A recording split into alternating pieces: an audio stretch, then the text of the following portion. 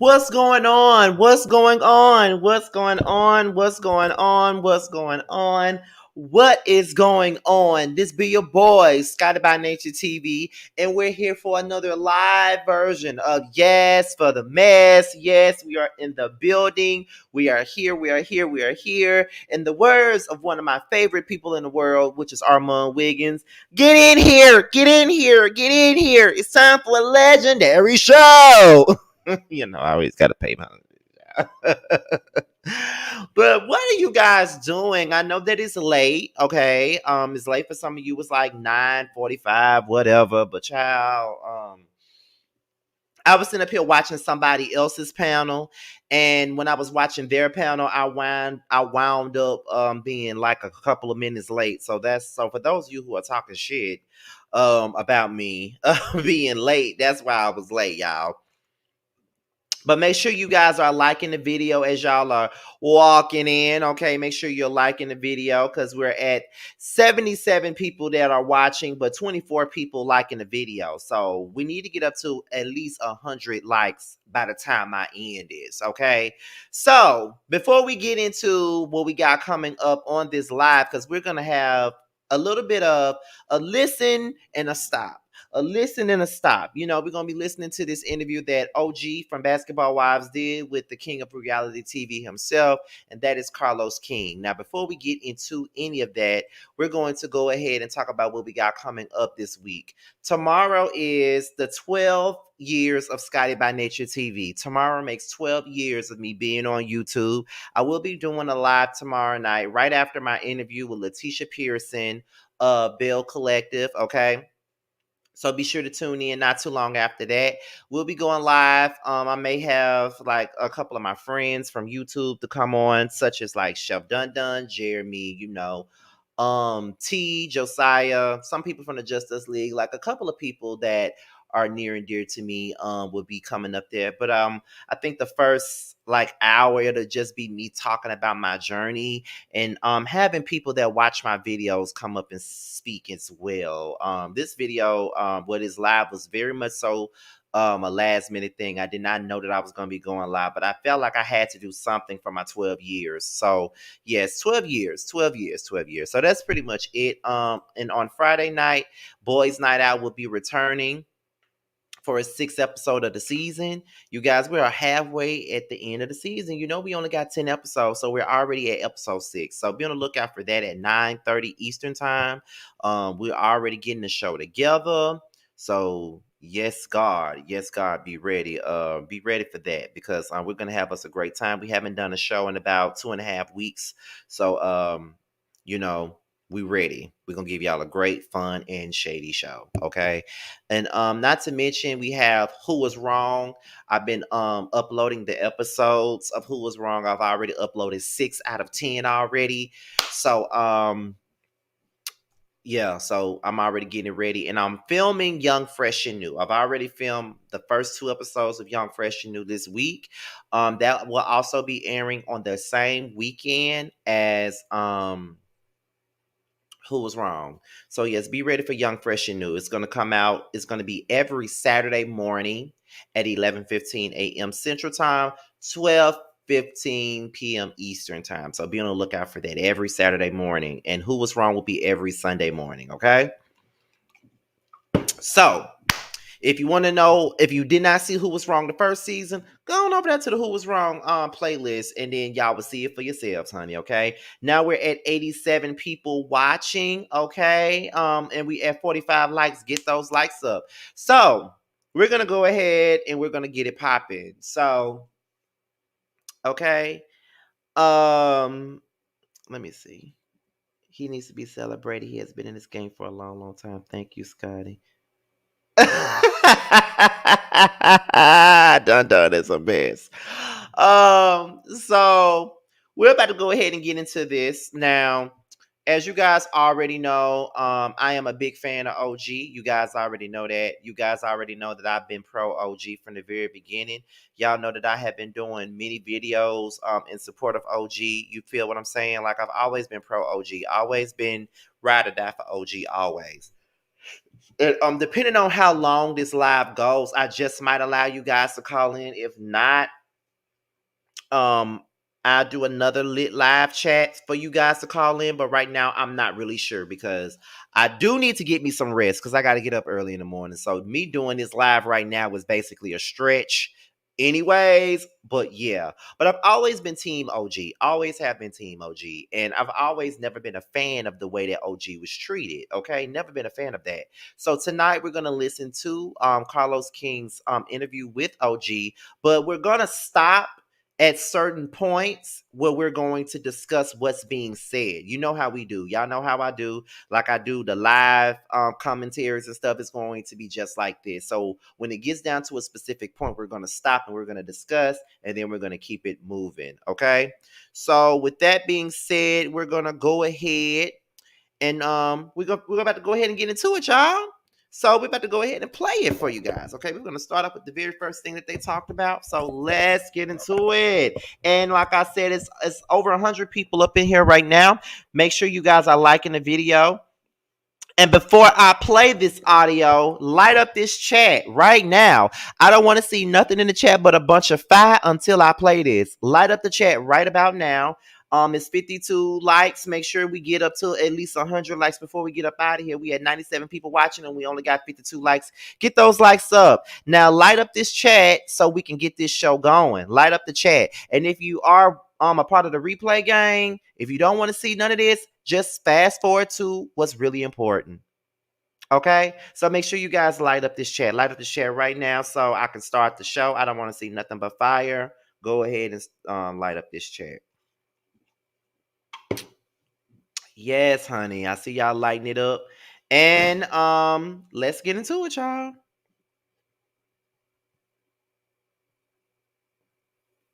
Well, OG, it's so nice to finally meet you. It's funny because I'm a huge Basketball Wives fan. I love the show since the inception, many years ago, darling. And when you came on, I was like, oh, they found a good one. Because when I look at reality stars, I look at somebody who is authentically themselves and who just give to the show what they would give in their everyday life. And I felt like, job well done casting OG. And I even tweeted that I love me some OG.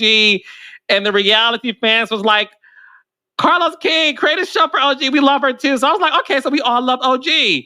How did it feel in the beginning of this process? And we'll go down into, of course, what happened. But in the beginning, OG, you were one of the fan favorites on Basketball Wives.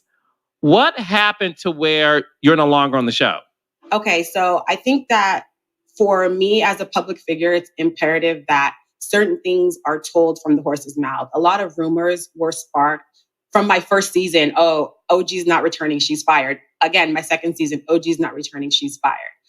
I will say this. When I initially signed my contract, I signed on for 5 years, okay? So I was locked in for those 5 years and I was ready, willing, and able to work those 5 years and then move on to my next step. Come my third year, it was apparent that they did not really want me to be the best version of myself. They were purposely editing it to make me look like a nightmare, which was not true, which ultimately caused a lot of behind the scene issues because I think that it's imperative that when you're having problems at work, you talk to your employers right away, which I did. You don't wait till they terminate you. And so as things were arising, I was telling them, I'm having issues with this. You guys are doing this. We need to fix this so that this can be a work environment that is productive. And ultimately, they chose to fire me because I refused. Yes, I refused to lie. I refused to do anything that was not morally okay with myself. And I stood my ground. And because of that, I was terminated on my third year of my contract. Now, mind you, when I signed my third year contract redo, so we had a revision, I got a pay increase. And as one of those stipulations, they pretty much said, we need to add 2 more years. And I was like, no, I just want to do my 5 years and just move on because you guys clearly don't like me. You clearly are not treating me respectable, in my eyes. And I think the audience noticed that as well. And they were like, no, in order to get your pay increase, you need to add on 2 years. So they gave me 7 years in total and then ultimately fired me, not allowing me to complete my contract. And I have to get that out there because I'm not a quitter. Like, listen, I don't care how hard it gets. I don't quit. I thug it out. So when you said, okay, so let's back up a little bit. And it's good you're talking to me because, I understand the industry, obviously. I have a production company. We create shows, we cast shows, and we have deals with networks. So for my listeners, I want to break it down for them, OG, really quickly. But obviously stop me if I say anything inaccurate. So you signed on to do Basketball Wives. They had a 5-year option on you when you signed up for the first year. You did the first year, and we loved you. I loved you. The fans loved you. But we also knew, obviously, you had a very tough season, and we'll get into that too.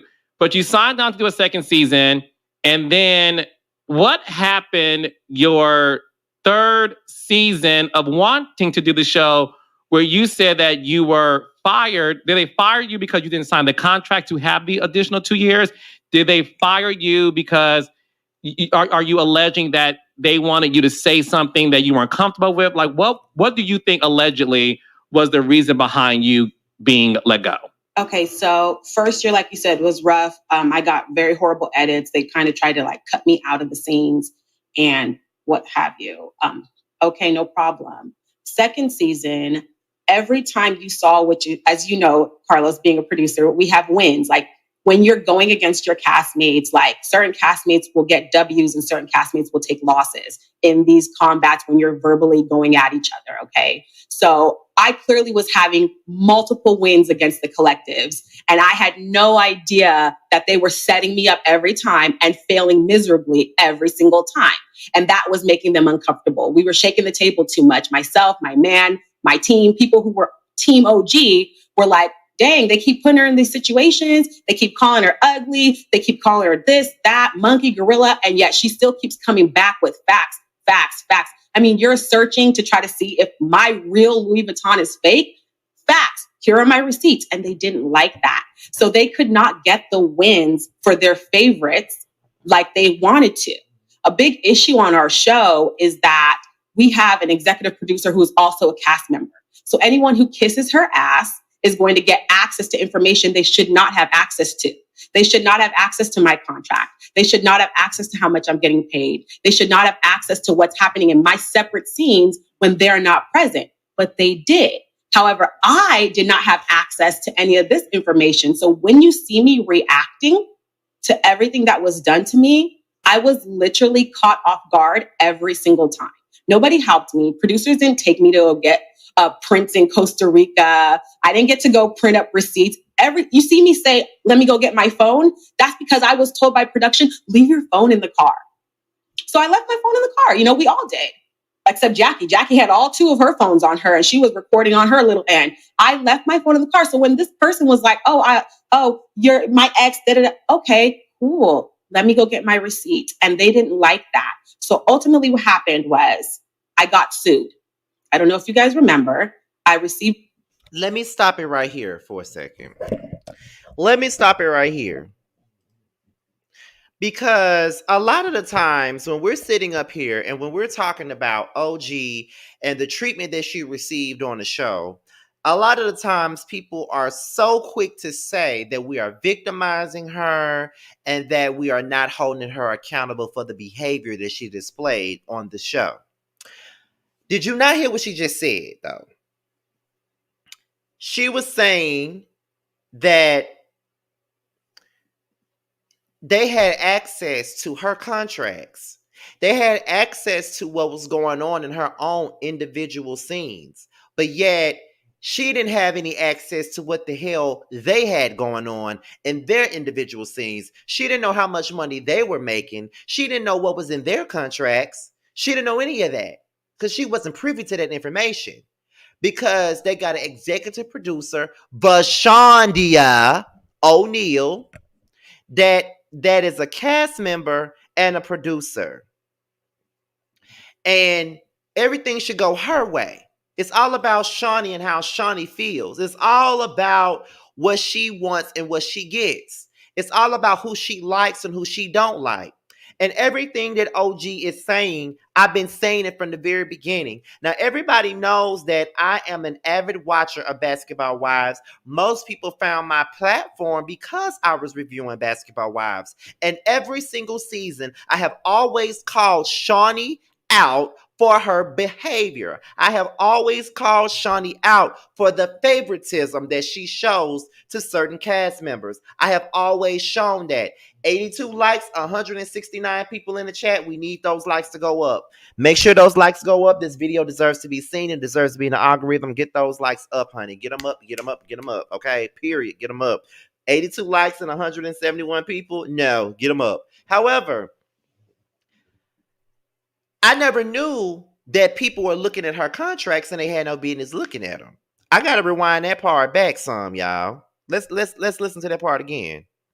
In Costa Rica, I didn't get to go print up receipts. You see me say, "Let me go get my phone." That's because I was told by production, Hold on, you guys. Like certain castmates will get W's and certain castmates will take losses in these combats when you're verbally going at each other. Okay. So I clearly was having multiple wins against the collectives, and I had no idea that they were setting me up every time and failing miserably every single time. And that was making them uncomfortable. We were shaking the table too much. Myself, can y'all hear it? My team, people who were Team OG were like, dang, they keep putting her in these situations. They keep calling her ugly. They keep calling her this, that, monkey, gorilla. And yet she still keeps coming back with facts, facts, facts. I mean, you're searching to try to see if my real Louis Vuitton is fake. Facts. Here are my receipts. And they didn't like that. So they could not get the wins for their favorites like they wanted to. A big issue on our show is that we have an executive producer who's also a cast member. So anyone who kisses her ass is going to get access to information they should not have access to. They should not have access to my contract. They should not have access to how much I'm getting paid. They should not have access to what's happening in my separate scenes when they're not present, but they did. However, I did not have access to any of this information. So when you see me reacting to everything that was done to me, I was literally caught off guard every single time. Nobody helped me. Producers didn't take me to go get prints in Costa Rica. I didn't get to go print up receipts. You see me say, "Let me go get my phone." That's because I was told by production. The fact is that one of the facts that she just said, and that's why I rewind this, is the fact that she had, like, Shawnee had the access to all of these things. If it wasn't for Shawnee, some of these girls would not know anything. And my thing about this is, Shawnee has always showed favoritism to certain people, mainly Evelyn, which is why I have a problem with people when it comes down to this particular topic. Everyone is so quick to say OG is playing the victim and she's not taking accountability. It's the people that's around her in that situation that's really are the ones that's not taking accountability for what's really going on here. They're the ones not taking accountability. Everybody sees what's going on except for the sheep that follows behind Shawnee and Evelyn. Now, if you've been watching this show, then you would know that there was favoritism going on in this situation. We've seen it time and time and time again. And there's always one person that they all piled up on. When the show first started, the person that they piled upon was Gloria. The second person was Royce. And they eventually got Royce to turn on Gloria, even though Gloria was being phony as fuck. But they got Royce to turn on Gloria, and they all ganged up on Gloria. And then not only did they gang up on Gloria, they turned around and they treated Royce just like they treated Gloria. Then after they treated Royce like shit, they treated Susie like shit. It's always one person that they all drag for sport. They drag Kenya Bell. They dragged Mika. You know what I'm saying? They dragged Brandy Maxfield and Malaysia. Then they dragged, they all dragged Jackie Christie. They had her in the hot seat. Why hasn't Evelyn ever been in the hot seat after all these years of being on the show? She's always the one that's putting people in the hot seat, but she's never, ever in the hot seat for her own actions. Can someone tell me why that is? Why is Evelyn never in a hot seat? Why wasn't she ever the one that is, called out for her shit, or the one that's being treated a certain type of way? She's always putting people in the electric chair, but she never sits her ass in the electric chair. I wonder why that is. Jennifer sat in the electric chair. OG sat in the electric chair. Cece sat in the electric chair. Just about everybody on this show had their turn sitting in the electric chair, but Evelyn has gotten off scot-free. She never sits there. Even Tammy has sat in the electric chair before. I wonder why that is. And why did it take OG to be the one to expose it? Let's get back into the interview, child. I'm already getting worked up, and we just started, honey. Let's go ahead and get right back into it. 222 people in the chat. Let's get them likes up. We at 115 likes. There's no reason that we shouldn't be at 200 likes. Let's get into it, honey. Leave your phone in the car. So I left my phone in the car. We all did. Except Jackie. Jackie had all two of her phones on her, and she was recording on her little end. I left my phone in the car. So when this person was like, you're my ex, okay, cool. Let me go get my receipt. And they didn't like that. So ultimately what happened was I got sued. I don't know if you guys remember. I received a lawsuit from my coworker, and she sued me because she was making nasty racist statements, and I called her out on it. And then I got sued, and then I got a restraining order that they tried to have issue against me that was ultimately dismissed. So that's what started the catalyst of an even more toxic environment. This person sued me I don't know if she was trying to not have to film with me or trying to stop my money flow by cutting me out of certain scenes if she's present, but she did not succeed because we are still in court as of today. As of today. Girl, that lawsuit is still happening. That's years ago, sis. It hasn't been settled because what happened was she sued me October of 2019. COVID happened. All of 2020 and beginning of 2021, courts were closed. When we finally had our first court date where we had to appear via Zoom, that person didn't want to appear via Zoom because she alleged she feared for her life. So the judge was not having it. So the court case has been delayed. The court case has been going on for 3 years. Now, 3 years ago, in 2019, in October, which is when my channel first began to take off, right before the homelessness and all the other crazy stuff went down in my life, my channel started picking up some steam at that point. So I remember this plain as day. OG was served with a lawsuit for defamation by Evelyn Lasagna, based off the fact that OG said that she was a colorist and that she was a racist. She sued her for defamation of character in 2019, October of 2019.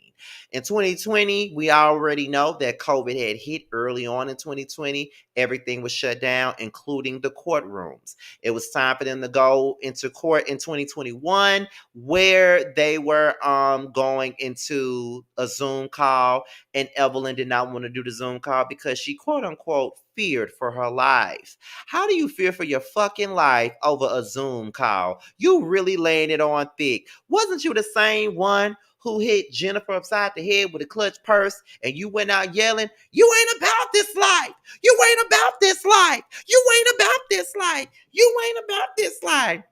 You told her she wasn't about this life, but your bad ass is so scared of OG that you can't even do a Zoom call. Who is that afraid of their life that they can't even do a Zoom call with a bitch?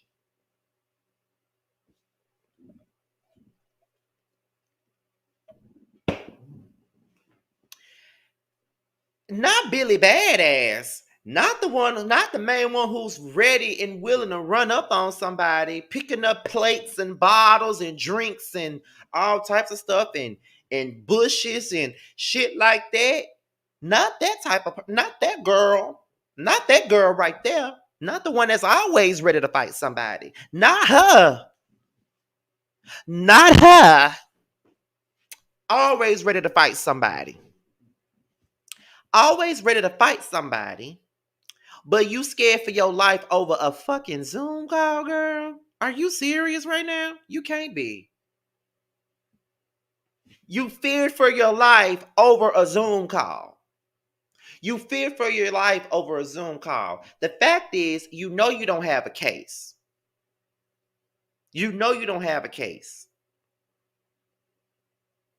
Like, I can't believe that Evelyn Lazada, the one that's ready to fight all the time, was scared for her life over a Zoom call. You gotta be kidding me. Like that was that is the funniest shit I ever heard in my life. But yet the people that hate OG so much but go for Evelyn swears that OG is the one that's playing the victim. But they're not saying nothing about they Taco Tuesday fave over here playing the victim to the point to where she can't even do a Zoom call with the same person that she filed the lawsuit against. So what was going to happen if y'all could appear in court together? Were you going to say, I don't want to do the trial while she's in a room because I fear for my life? Is that what you was going to do? Girl, bye. Let's get back into the interview, child. I had to stop it there because, baby, and the fact that this court case is still going on is beyond me. Let's continue. A lot of people were like, what is going on? So we had a continuous. For those who don't know, a continuous is when you push like trial dates.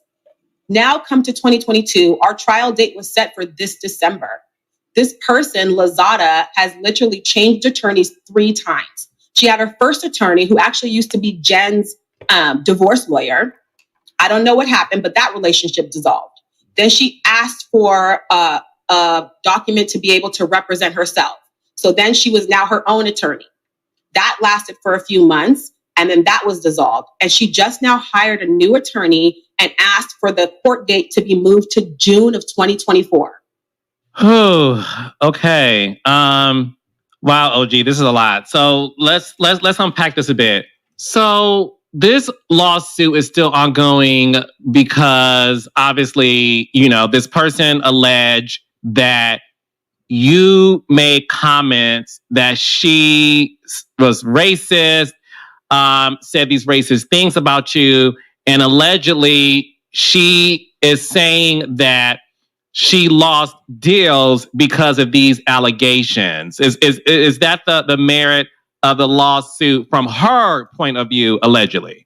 Correct. So she's alleging that by me saying you're a racist on my Twitter, that caused her to allegedly lose endorsements. And I've already done everything I was supposed to do on my end. I've turned in my discovery. I've turned in most of my evidence, and I still have more. And the funny thing is, you have to have a good reputation to lose that reputation. She never had a good reputation. She lost endorsements because she was pounding her pussy on national TV to millions of viewers. Me, I lost money. I lost endorsements. I've been out thousands and thousands and thousands of dollars in legal fees to have to deal with this mess because she couldn't just say, take my L and move on. She thought that she was going to be able to insult me on national TV and degrade me on national TV, and she was very unsuccessful. In fact, she just made it all reverse on herself. I was not the first person to call her racist. Everybody has amnesia. The first person to call her racist in my first season and also her first season was season 7 when she made those nasty, disgusting comments to Cece. I'm not even going to repeat them. Everybody knows what she called Cece, and that's only what you guys saw. That's not even what you guys saw behind the scenes. What you saw on national TV to multi-million viewers was her calling Cece nasty, racist names. And Cece said in that moment, oh, so you're a racist. So I always pose the question, why didn't you sue Cece? Cece called you a racist. Not that you have any warrant. You have no reason you can sue her. Everybody's entitled to their opinion. And if you act in a certain way, if it walks like a duck, talks like a duck, it's a duck. Okay? You called her a nasty racial name and she called you out on it to millions of viewers. I called you racist on my Twitter to thousands, if that, not millions. You see what I'm saying? So that in itself proves the colorism. That in itself proves the racism. You don't sue the Filipino girl, you sue the chocolate African girl because you think I'm in the wrong. I'm not in the wrong. I know what I saw. I know what I heard, and I know what I experienced. And I think that a lot of people, they have fear because when these nasty things are happening to you, you don't want to shake the table. You don't want to have to cause a ruckus. But honestly, this stuff happening, I either had to choose to do the right thing or to act like it didn't happen, all for the bad. And I couldn't do that.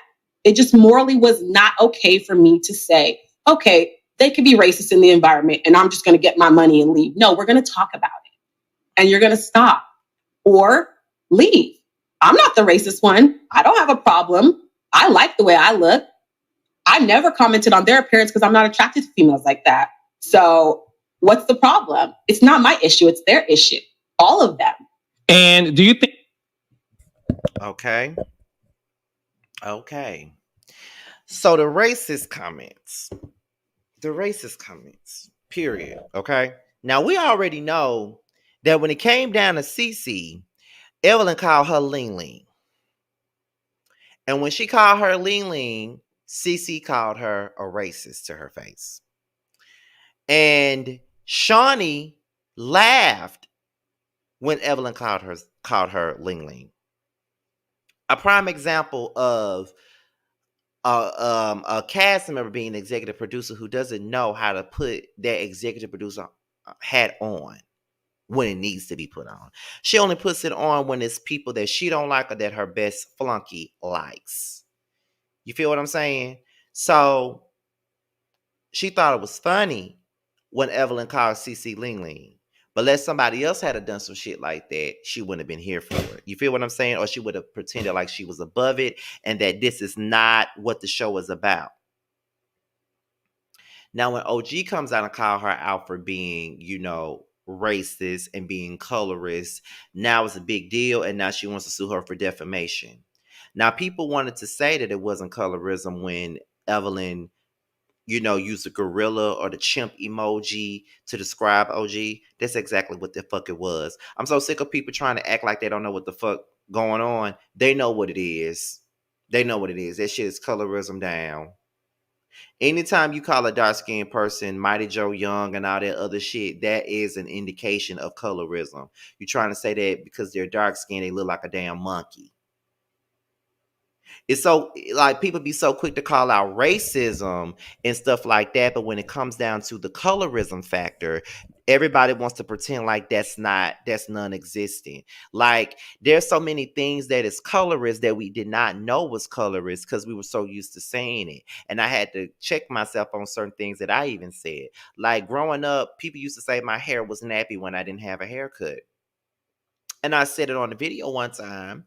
And I got ate up for saying something about some nappy hair, but I didn't think anything was wrong with it due to the fact that we've been saying it. Or when I say with your black ass, you black ass, your black ass. People have said black ass in my family all my life. Not once did I ever think about it being a colorist aspect of it, because that's something that we've been accustomed to. Or couple of years back, I did a video on Big Brother, and there was an Asian cast member by the name of Helen, and I referred to her as Miss China Buffet. China Buffet is a Chinese restaurant in my city. I got ate up for that comment, and I was about 23 or 24 years old. I got ate up about that comment, and I did not think that I said anything wrong at that particular moment. I didn't think I said anything wrong. I thought it was a joke. That's why I said it. But then now looking back, that was a horrible choice of words. That was a bad joke. And I can see why I would be accused of being a racist. Although racism wasn't in my intention when I said that, but a person that is Asian could see that and think that I'm being a racist. Feel what I'm saying? Good job on your reviews. You're always on point, and it shows that you do your research. Thank you so much, T, for the super chat, and thank you for the compliment. I definitely appreciate it. I definitely do. It's 279 people in the chat, and we only got 146 likes. Give me the 200 likes, you guys, as we continue. If you get me to at least 200 to 250 likes, I just might open up the phone lines for this. I just might. Y'all just gotta give me up with them likes because we gotta make this video circulate, honey. Okay. So that's that on that. We're about to go back into the interview. Let's get into it, you guys. Let's get into it. And I hope you guys are sharing this video as well so people can, find it and catch it and everything else. I hope you guys are sharing it everywhere. I think this lawsuit issue was the reasoning behind the two of you allegedly not being on the show anymore. No, I'm not on the show because I was fired. She's not on the show because, and these are all rumors. Of course, I have my own way of fact checking these rumors, but I was told that she wasn't going to come back if they let me come back, right? So here we go again. We're playing these games. I'm not going to go to the reunion if you show me getting tossed in the bushes. That's what happened. What do you want to do? This is reality TV. If you took a L, oh well, take it to the chin and move on. But she can't do that because of ego. You're never going to steamroll me. You're never going to get ahead of me. You're never going to outsmart me. You're never going to be able to win a word battle with me. So all she could do was try to affect my money and make these empty threats behind scenes and say, oh, if OG's in the scene, I'm not doing it. That's what the restraining order was supposed to be. It was supposed to stop me from filming. That wasn't going to happen because she didn't get issued that restraining order. She was denied the restraining order for a reason. When you start playing with the court system, that's very dangerous. It's very dangerous. And she's been successful with other people because nobody has had the guts to say enough is enough. This type of stuff is literally happening right now with our officials, with our leaders. Okay, so I had to stop it again. OG is making some valid points as we continue on listening to this interview. Okay, so in so many words, she said that this whole restraining order that she tried to file was basically a tactic for OG to not be able to film, and so she won't be in the same room as OG when they film. This is classic Evelyn Lasagna. Whenever she doesn't like somebody, she chooses not to film with them. So their screen time can be limited and they don't have any other choice but to fire the person that's on the show. They do this all the time. They did the same thing with Royce. They didn't want to film with her and she was ultimately let go. It's only so much that she can film. If don't nobody else want to film with you, what else are you going to film with? This is an ensemble cast, not a spinoff. So if everybody's not filming with you, then how are we going to be able to incorporate you on the show? You can't go on none of the trips. You can't do none of the things. You can only film with a limited amount of people. What's the purpose of keeping you on if you can't film with everybody? So when they do that, they get rid of them like that. Same thing happened with Brandy, case in point. They didn't want to film with Brandy because Shawnee didn't want her on the show. Shawnee had Tammy and Evelyn not film with Brandy. The rest of the girls were new. She didn't have anything in common with those girls. So therefore, she really didn't have no leg to stand on. She had to go because she didn't have nobody else to film with. And this is the reason why I be holding Tammy accountable for the things that she does. Hey, LaRon, you need to hit me up. We still haven't had the chance to finish our conversation. But yeah,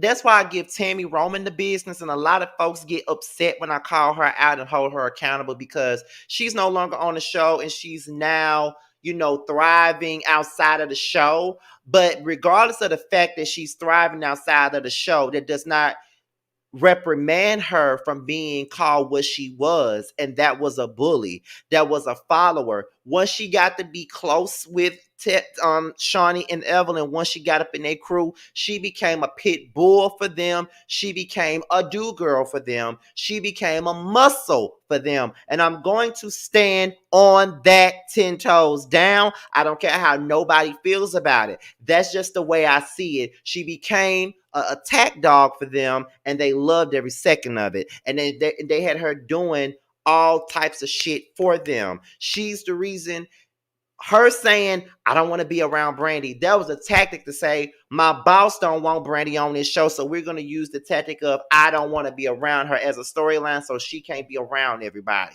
That's what she did. That's what she did. And now that the show is over, she want to act like she didn't have no parts in what was going on. You had parts in what was going on. You know, you was just expendable to them. That's the only difference. That's why whenever she speaks on it, although she be making points, you know what I'm saying? At the same point in time, girl, you was right down there with them. So that's why I cannot completely be on your side when it comes down to certain things. I'm just being honest. But this ain't got nothing to do with Tammy. This is about OG. But Evelyn loves doing that shit. She loves to go and be like, well, I'm not going to film with her. I'm not going to film with her. I'm not going to film with her. I'm not going to film with her. Then when she say that she not going to film with a person, that's when Shawnee was like, well, okay, girl. Okay. I'm not going to film with her either. We're going to get a couple of more people not to film with her. Same thing they did on this 9th season of Basketball Wives. That's why they were staying in 2 different houses. Because A, Evelyn didn't want to film with her. A, Shawnee didn't want to film with her. So they had 2 more people not to film with her. Phoebe and Kristen. They knew what they were doing. So get the fuck out of here. Y'all can't tell me nothing. Period. Y'all can't tell me anything. Okay? Like, no.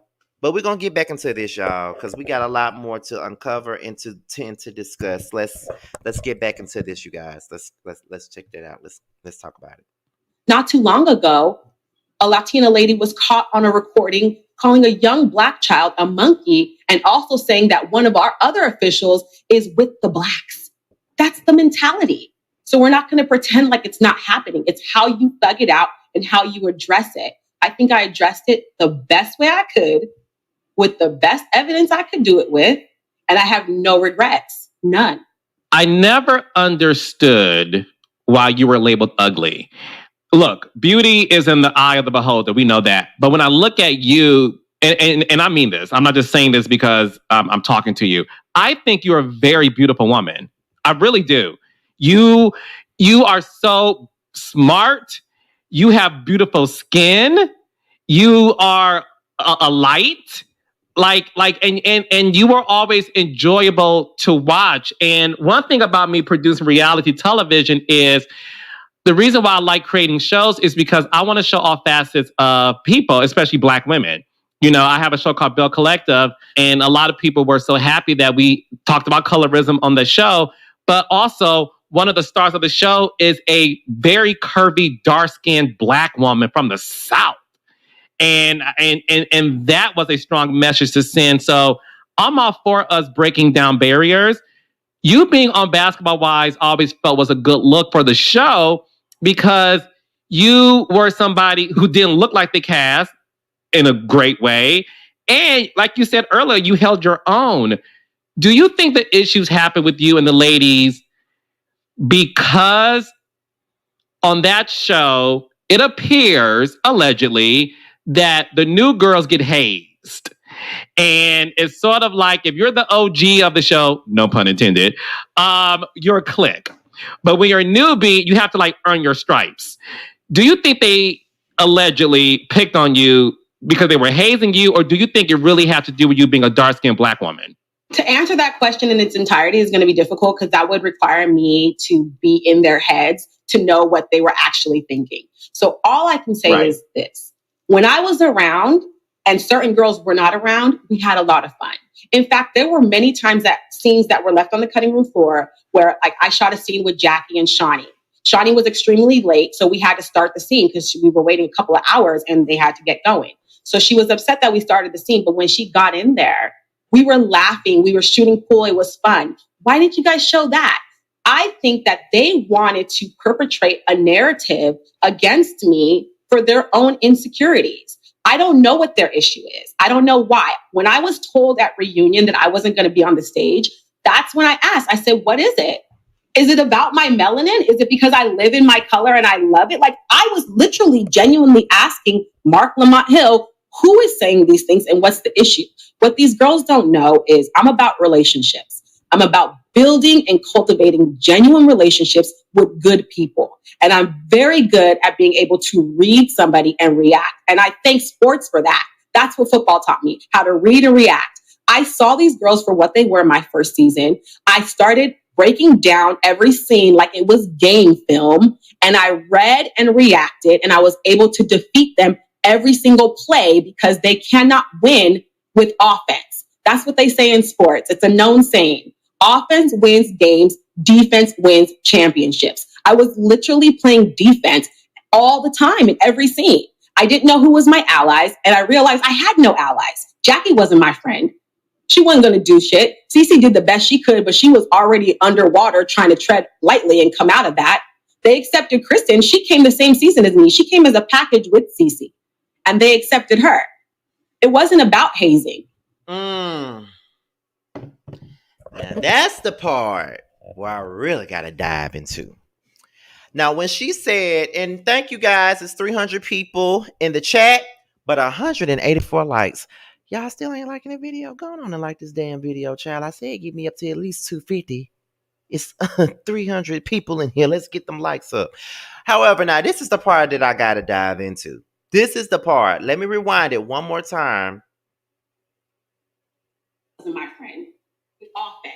That's what they say in sports. It's a known saying. Offense wins games, defense wins championships. I was literally playing defense all the time in every scene. I didn't know who was my allies, and I realized I had no allies. Jackie wasn't my friend.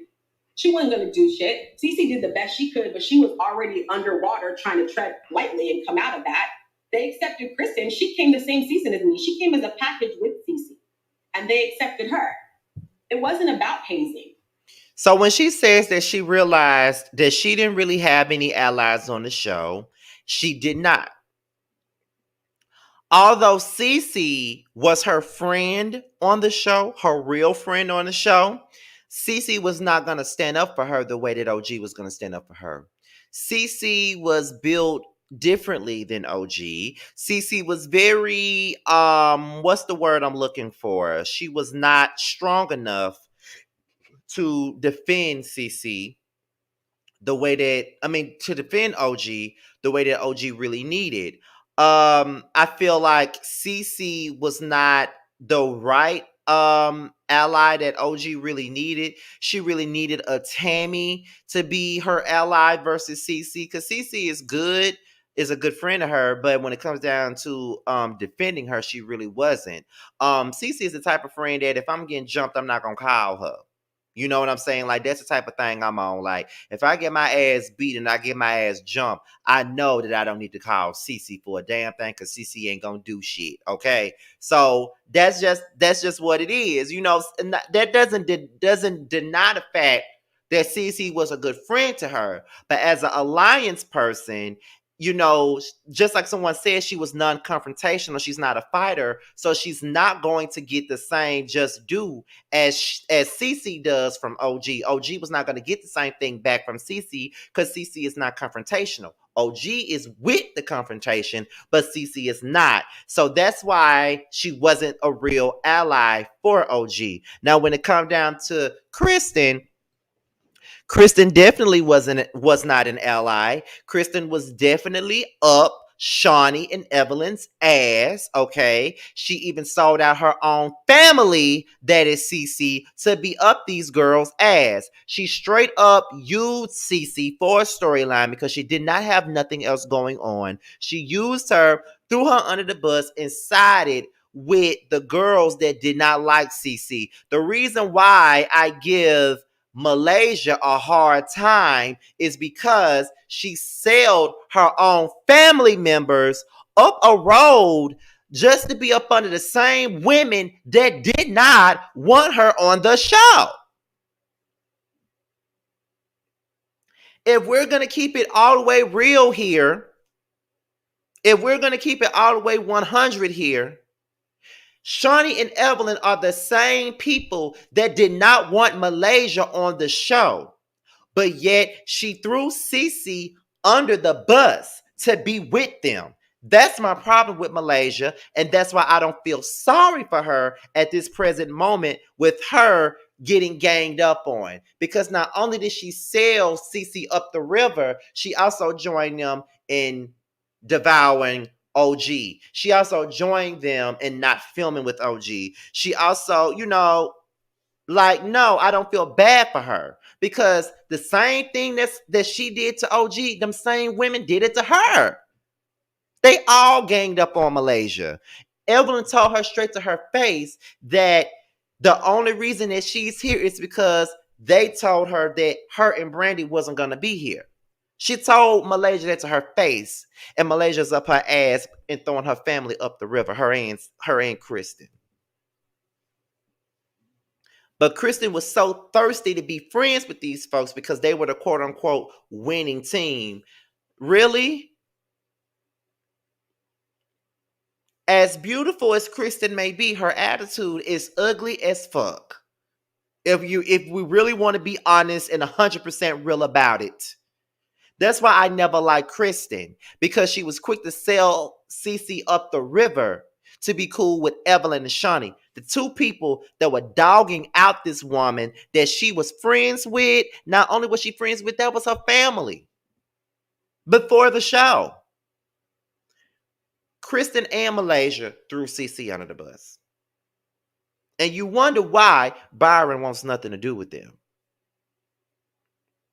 So from the very beginning, Kristen and OG were not cool. They had their beef from the very beginning.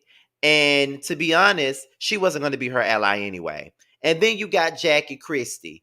Jackie Christie is another ass kisser. If we're really going to be real about it, if we're going to state facts, let's state the facts. Jackie Christie is an ass kisser too. We're going to be real about it. She straddles the fence. You never know what side she's on. She wants to be cool with everybody, and she never stands up for what's right. She's an ass kisser. Let's not forget, Tammy told Jackie to her face that she was fake. When they were sitting in there, it was Jackie, Tammy, and OG sitting in that scene together, and Tammy looked at OG and said, "Jackie, fake." And Jackie didn't understand it, and Tammy told her, "You're not standing up for what's right. You're so quick to be down with the clique that you don't see what's really going on." And everything that Tammy said to Jackie was the truth, because you another person that's trying to be cool with these people, and they try to get you off the show. Evelyn tried not to film with you either.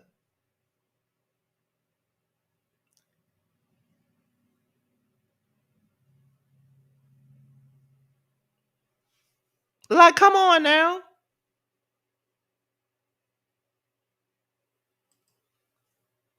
No one is saying you got to beef with everybody, and no one is saying that it's something wrong with trying to be cool with everybody. I think you're missing the point. I think you are missing the point, because that's what that right there is not what I said at all. I didn't say that something was wrong with trying to be cool with everybody, and I didn't say that you needed to beef. My point is, why sit there and be cool with the same people that try to get you off the show and make you lose a check? That is my point. Why sit up there and throw your family under the bus to be cool with the same person that's attacking your family? That is my point. The point is not making it a negative thing to be cool with everybody. That's not my point. The point is not, me saying that you got to beef with every person on the show. That's not my point. My point is they're selling themselves short for people who really don't give a fuck about them in the long run.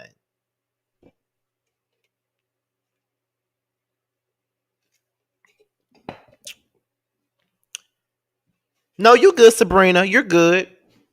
But Jackie is fake. Jackie is fake. Why, like when they was treating OG a certain type of way, she showed her colors. Remember my live video when I played those receipts for you guys about a year or two ago, when I played those receipts for you guys, and OG exposed them, and Jackie sat up there and tried to make OG apologize to Shawnee and to Evelyn for saying that this was colorism, and wanted to make her go back on how she felt. That was not going to happen. And OG should have known at that point right there that that wasn't her friend. Because no friend would try to make you step back on what the fuck you said.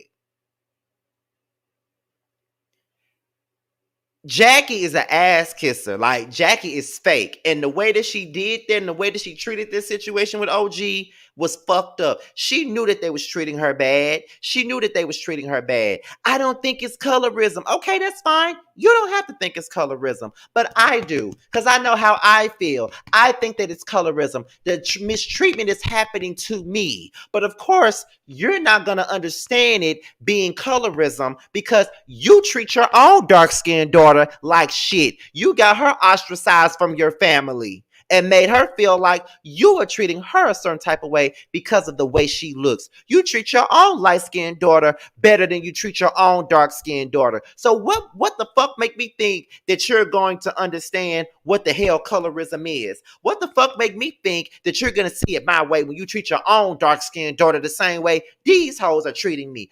I mean, what the fuck?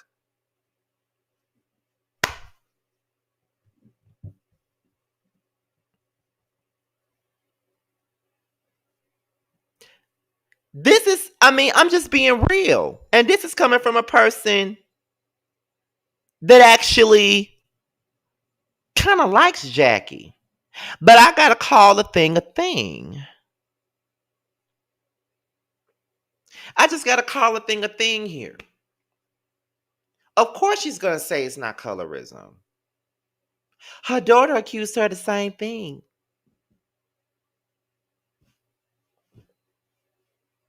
Why is Chantel living a better life than Takari? You always got your light-skinned kids on the show, but we never see Takari on the show. Why is that?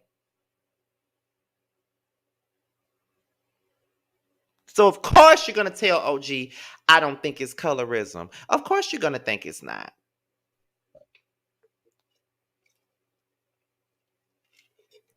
Of course you're going to think it's not. Because you displayed the same behavior to your own child.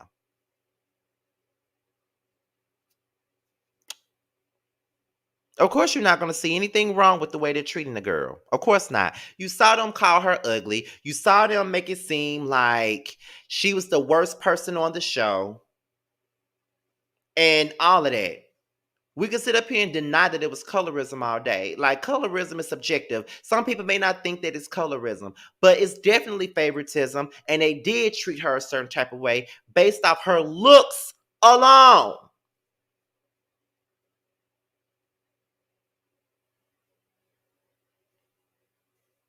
Let's not act like we don't see the shit.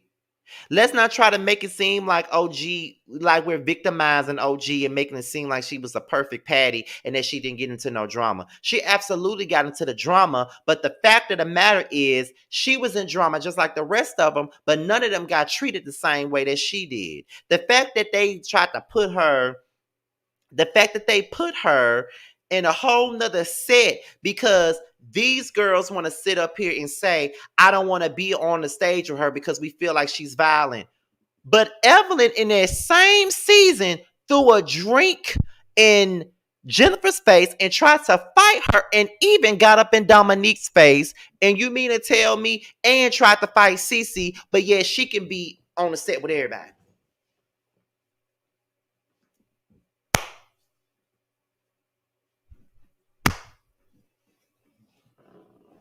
Let's keep it a buck.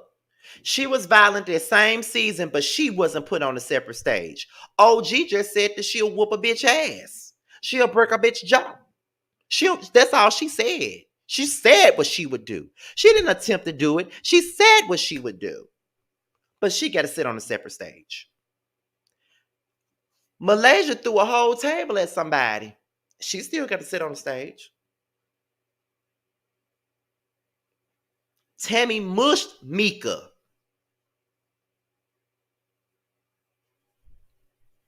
She still got to sit on the stage. Y'all kept saying that OG was aggressive. Okay. What was Evelyn? What was Evelyn? She's the most aggressive one on the damn show. That was the point that I had. OG was aggressive. Okay, so was Evelyn, but she still got to sit on stage. Ain't nobody banishing her. So what are you talking about? See, what you not gonna do is play with me, because I have been watching Basketball Wives for years. I got the DVDs. I was a fanatic of this shit, so I remember everything that went down on this fucking show. So y'all can't sit up, so can't nobody try to play me when it come down to all the things that have happened on this show. Because I remember everything. I was a fanatic. I got the DVDs to prove it. I know exactly what the fuck happened. Ain't nobody finna play no games with me. Tammy damn near tried to throw Duffy off a goddamn roof in Portugal. But she still had to sit on the stage with Tammy, even though Tammy tried to attack her. Evelyn threw a whole wine bottle and a plate at Kenya Bell. But yet she still got to sit on the stage with Kenya Bell. Nobody tried to make Evelyn sit on a separate stage. Tammy intimidated the hell out of Keisha, but Tammy still got to sit on that stage with Keisha.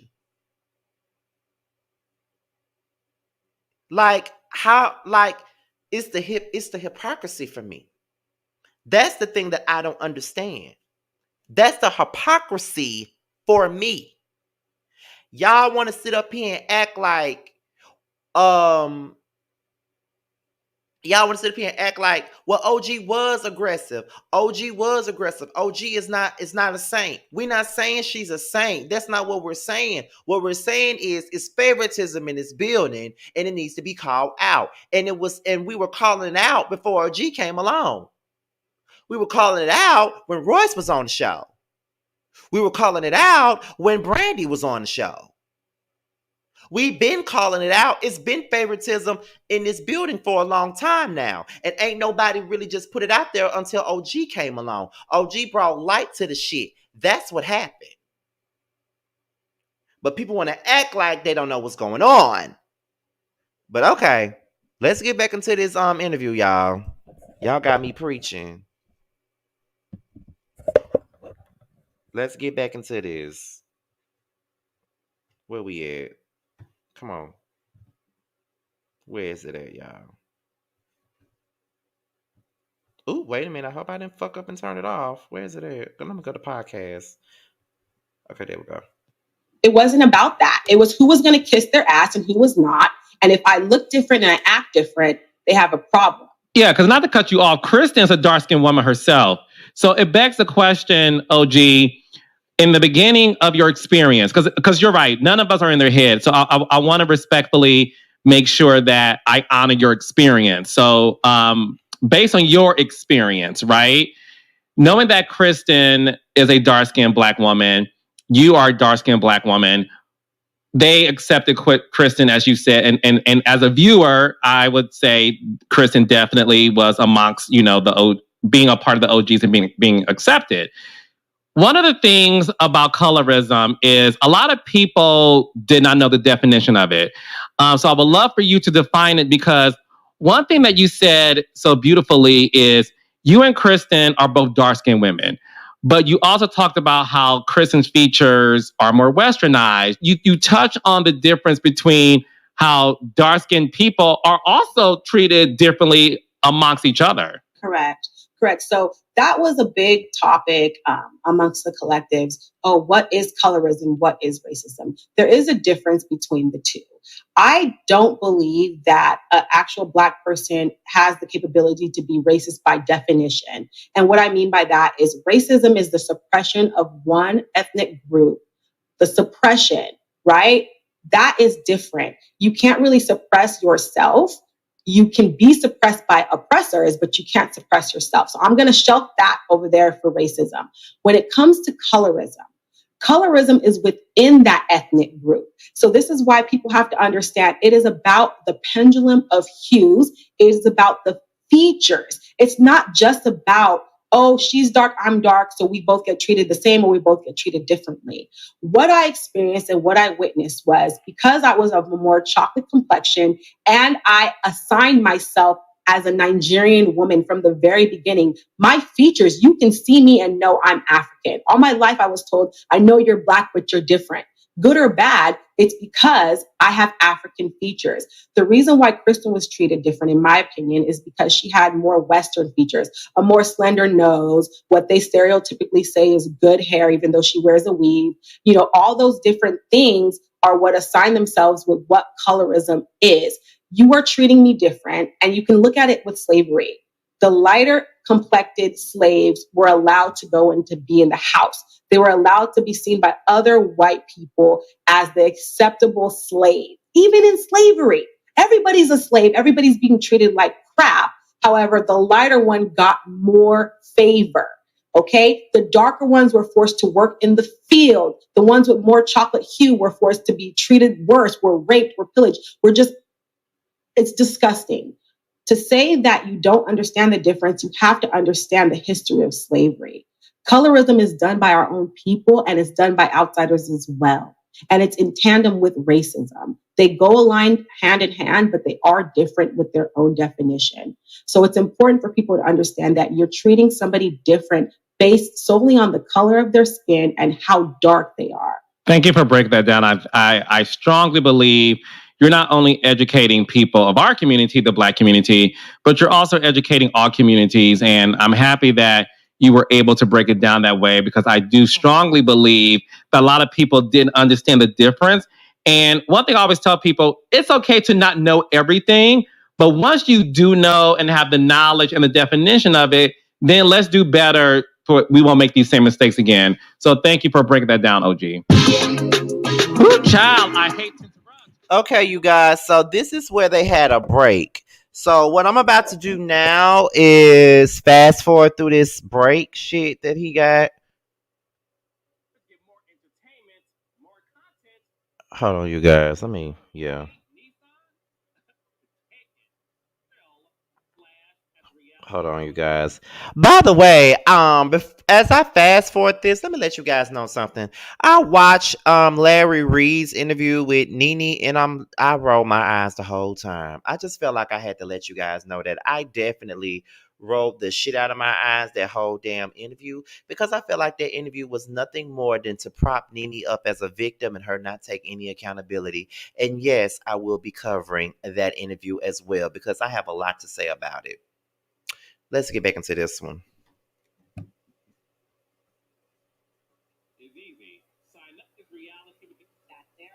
Okay, we're back. Let's get into it. Versus you not kissing their ass or kissing the ring in a sense. I explained this in an interview. I don't do a lot of interviews, but one of the interviews that I did do with Kendra G, I explained this, where I think that there is acceptable Black people in Hollywood, and that is their quota. And there's 3 types, and I strongly believe this. I feel like there's the one type that they will accept if they are going to be the butt of the joke, the gesture, the one who everybody gets to rag on, and they're just going to constantly clown on her. And she's always going to have to bring that, or he or she is always going to have to bring that comedic spin. That's the acceptable person. And that is Jackie Christie, the one who is always going to be clowned on, always going to be called crazy, always going to be laughed at, and is expected to, oh, a bee's coming, oh, act all kooky and crazy like the Sambo. That's her role.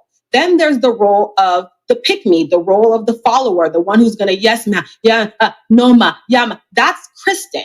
I'm not that person.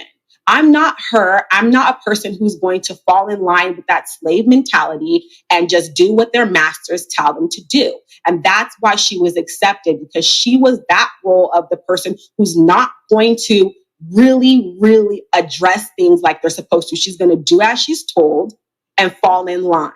And that's why I think that they accept their quota Black people. That it's sad to say, but this is a fact. You work in the industry and you realize things and you see things from your own experience, and you're saying, okay, how can I survive in this industry if I'm not going to be the clown and I'm not going to be the slave? What am I going to be? You have to be yourself. You have to be you. That way you can sleep easy at night. I don't have no problems being myself. It's other people who can't handle me. I handle me just fine. That's why I kept having to remind them. I'm in a room full of actors. All of you guys chose, for whatever reason, to do some type of plastic surgery or maintenance on your face, your body, your butt, your titties, whatever. Don't forget your before body. Humble yourself. Don't forget what your chin looked like. Don't forget what your teeth look like. Don't forget what your ass didn't even exist. Don't forget your before body. This is natural. And I love the way God made me. But when you're in a room full of afters and everybody thinks, oh, I'm this and I'm that and my shit don't stink, I will remind you. Wait. OG, you're saying afters, AFTERS. Afters. You know how when you get plastic surgery and you watch a page and it's the before picture and here's the after, and the before they're all blurred out, and then the after they show, yes, in a room full of afters. I ain't lying. You know what I'm talking about. And I have nothing against plastic surgery. She said afters. I have never never heard no shit like this. I worked at Hooters for 10 years. I saw some of the best plastic surgery a sugar daddy and a regular could buy. And I'm all for maintaining your body, but do not get mad at a woman who chooses not to go that route. The only surgeries that I've had, broken finger, broken leg, these are athletic injuries. I've never opted to do any cosmetic surgery because I don't want to. But don't knock me because I did it. And then that's when I have to play defense and remind you, you did, and what was your reason? You're still single. You married rich, he left you. So you divorced rich. You had a baby rich, he left you. What was the reason? Did you do the surgery for you, or did you do the surgery to put your Venus flytrap out there and catch your next victim? You have to ask yourself those questions. I forgot you are a great reader and wordsmith. But no, it goes back to what you said. We loved you, OG, because OG, you would read the girls down, honey. And you would do it without being bothered. And that's what I love as a producer. I love seeing how there could be a conflicted situation. And to me, I always say this to people. The best reality TV moment is when something is like intense, but you can laugh. You know what I mean? Like, I love the fact that I don't like when it gets dirty and people fighting. I just think that's just whatever.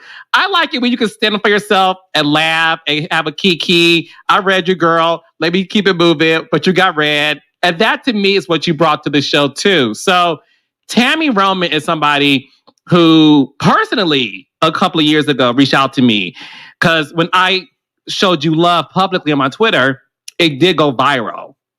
And a lot of blogs and outlets picked it up. And Tammy Roman, who's a friend of mine, she hit me up and said, I see you love OG. Is there a show you can do for her? And I said to her, I said, look, I'm still trying to get my bearings with my company. And I said, but always know if there's something that makes sense for OG, like a brother's down, because I really do think you're fantastic. And I was happy to have that conversation with Tammy. We had Tammy on this podcast as well, OG. And she said something that allegedly a producer on the show called you unattractive and said you could not dress. Is that true? That is true. And I'm grateful for Tammy. I will say this because she was somebody who was told nasty things about me and chose to kind of go a different route. At first, she was like, okay, I don't know her. But as she got to know me and as I got to know her, she realized they're crazy. First of all, I will say this. I'm not going to take fashion advice from people who don't know fashion. If you have to pay someone to help you dress yourself every single day, don't tell me nothing about fashion.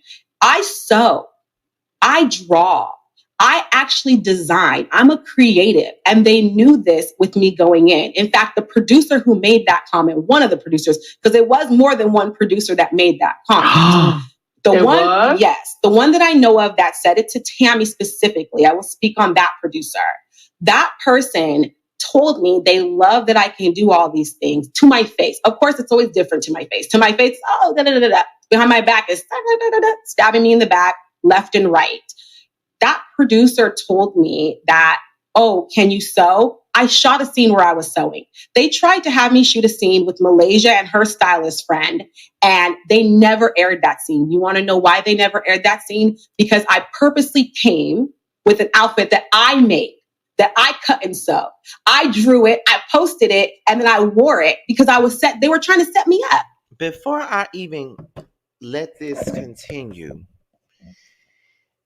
keep in mind that these are professional people that are in so-called professional places that are casting people.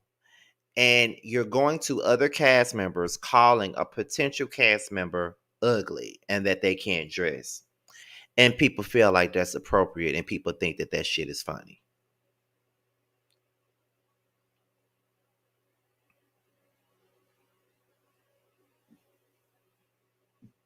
What type of shit is that?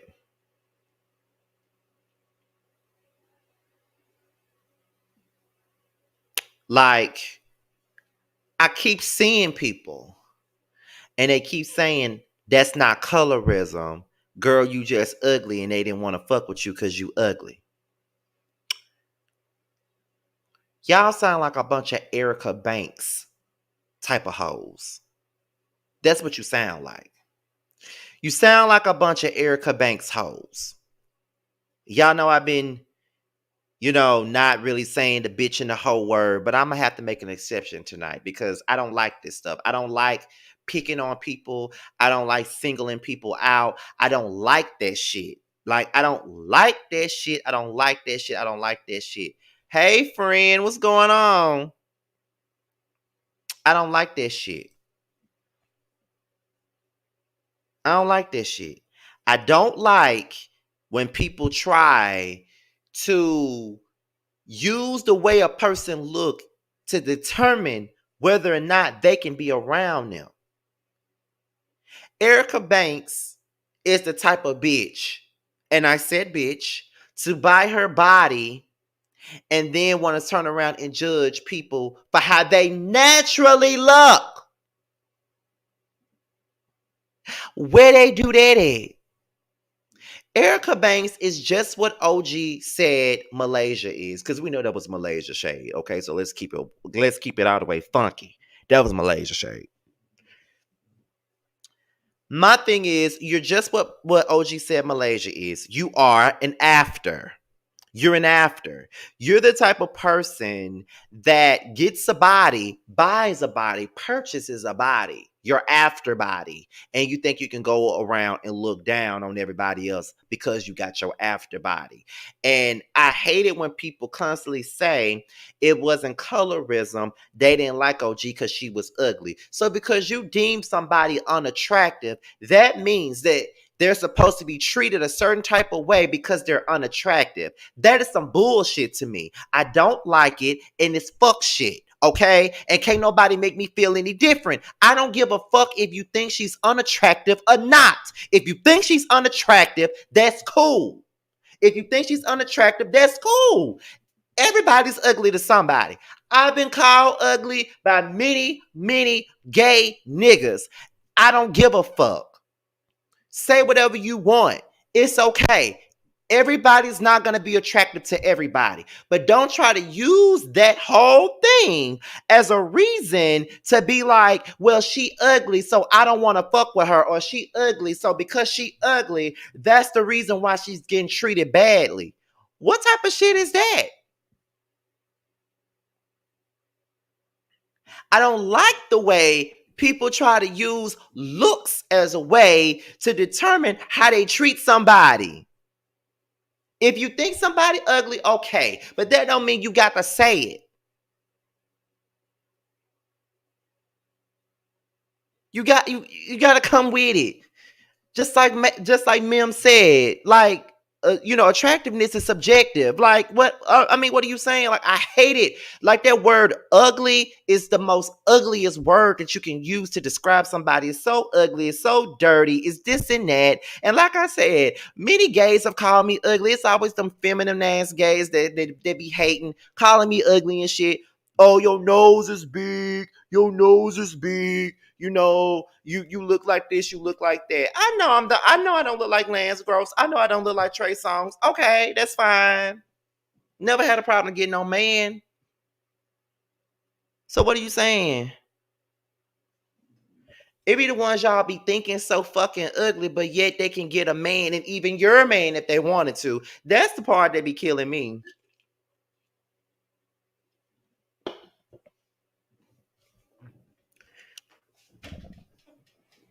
Y'all be killing me. But that shit it just take me back to that Erica Banks shit. Erica Banks was the one who sat up there and said, well, if you're not built a certain type of way, if you don't look a certain type of way, if you're not like this, if you're not like that, then we can't be friends. We can't do this. We can't do that. Who the fuck are you? You had to buy your body the same way I had to buy my teeth.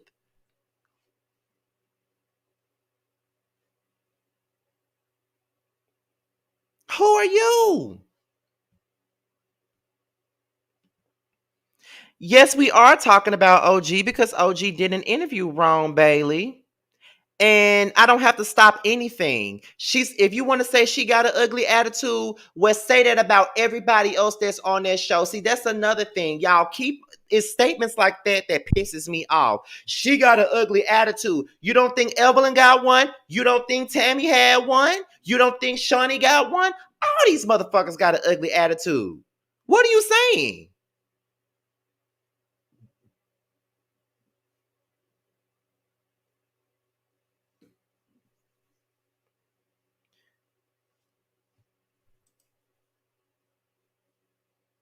What? That anyway.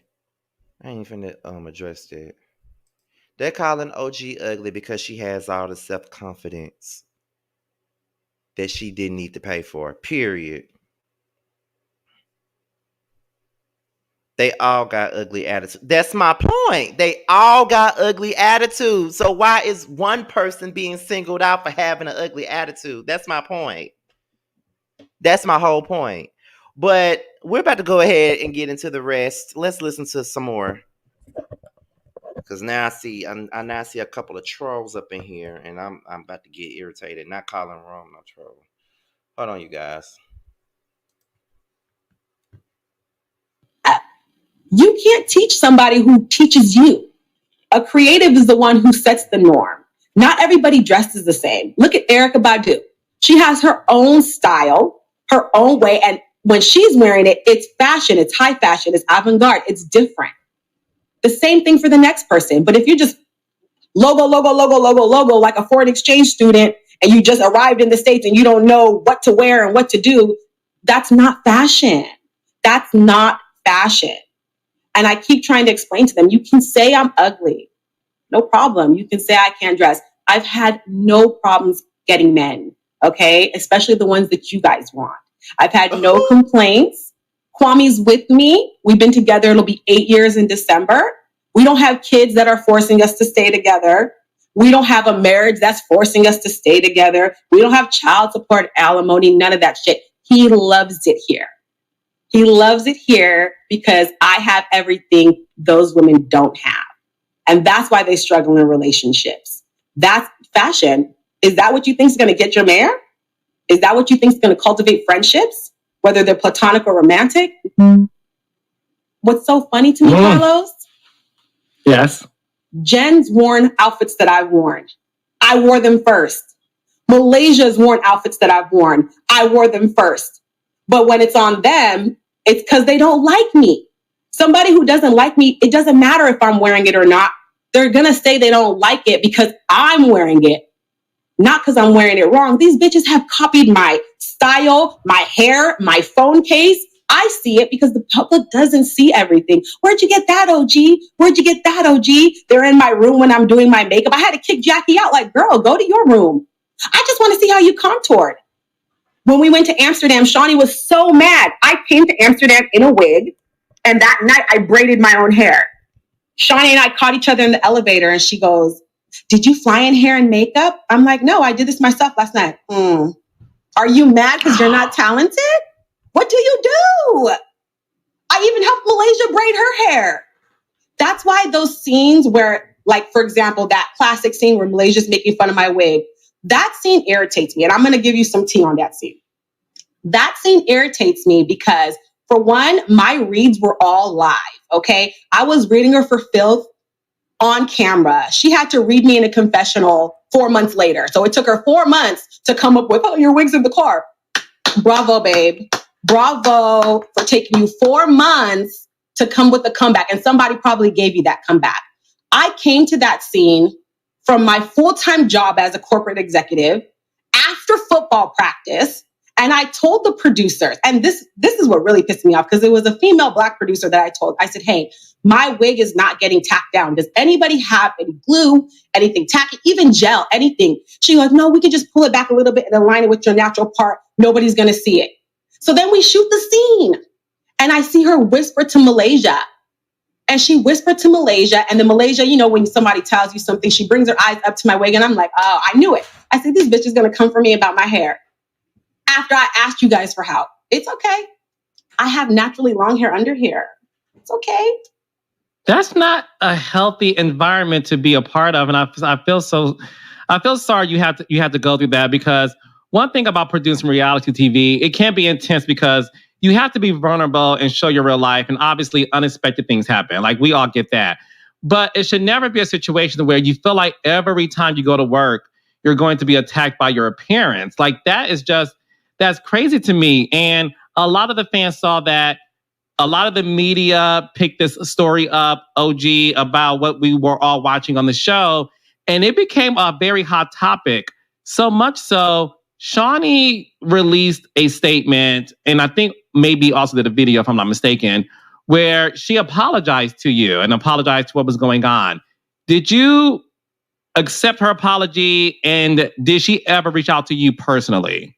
Are you talking about the sit down with Mark Lamont Hill? Yes. Okay, so that was, for lack of better word, damage control. That was not an apology to me. That was an apology for what she thinks or alleges I experienced or felt. She never once texted me, never once called me, never once had a on-camera or off-camera conversation about anything. The problem is I strongly believe if you really genuinely are sorry for something, you apologize for what you did, not what somebody feels. Because I don't feel anything. I haven't even touched the surface on how I felt. So far, I've only shared my experience. She has never called and apologized to me because she doesn't have the guts to. She doesn't have the courage to say I was wrong in this entire scenario. Why? Because she's evil. That woman is evil. You heard it from me. I'm not the first person who said it, and I'm not the last person who's going to say it. Shawnee does not have a pure, clean spirit about her. I can say this because I've been around her. Everything that she does is for fake facade cameras. Look at how she did Tammy, her friend. Look at how she does Jackie 24/7, her friend. She's not cool. And look at how she allows her alleged associates and friends to act and then co-signs it. If you really wanted to have a conversation about colorism or a conversation about racism, you would have sat down with me, not Mark Lamont Hill, the other acceptable Black person who's going to be the puppy dog fall in line. Pick me. Isn't that what I've already explained? It's literally right in front of our face. It's just so sad. And where is Mark now?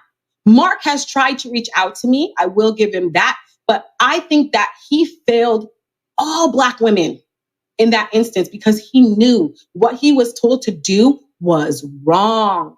And he did it anyways. He knew it was wrong. So if you know it's wrong, why not have the guts and the courage to be like, no, put your foot down. Cece in that moment is like, no, if OG's not on the stage, we're not going out. The only reason why I came back was because I was still negotiating my contract. I had not gotten paid one penny for that season yet because I was still negotiating my contract. And I didn't want to give them any reason to say I breached my contract. No, I'm going to be real with you. Watching that, first of all, was...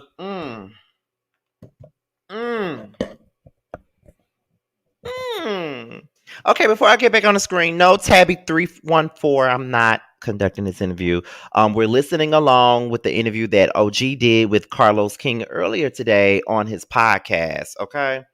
So, we're about to go ahead. Okay, so, first things first. I'm glad that she's giving it to Shawnee. I'm glad that she's giving it to Shawnee. I'm so glad she's giving it to Shawnee because nobody gives it to her.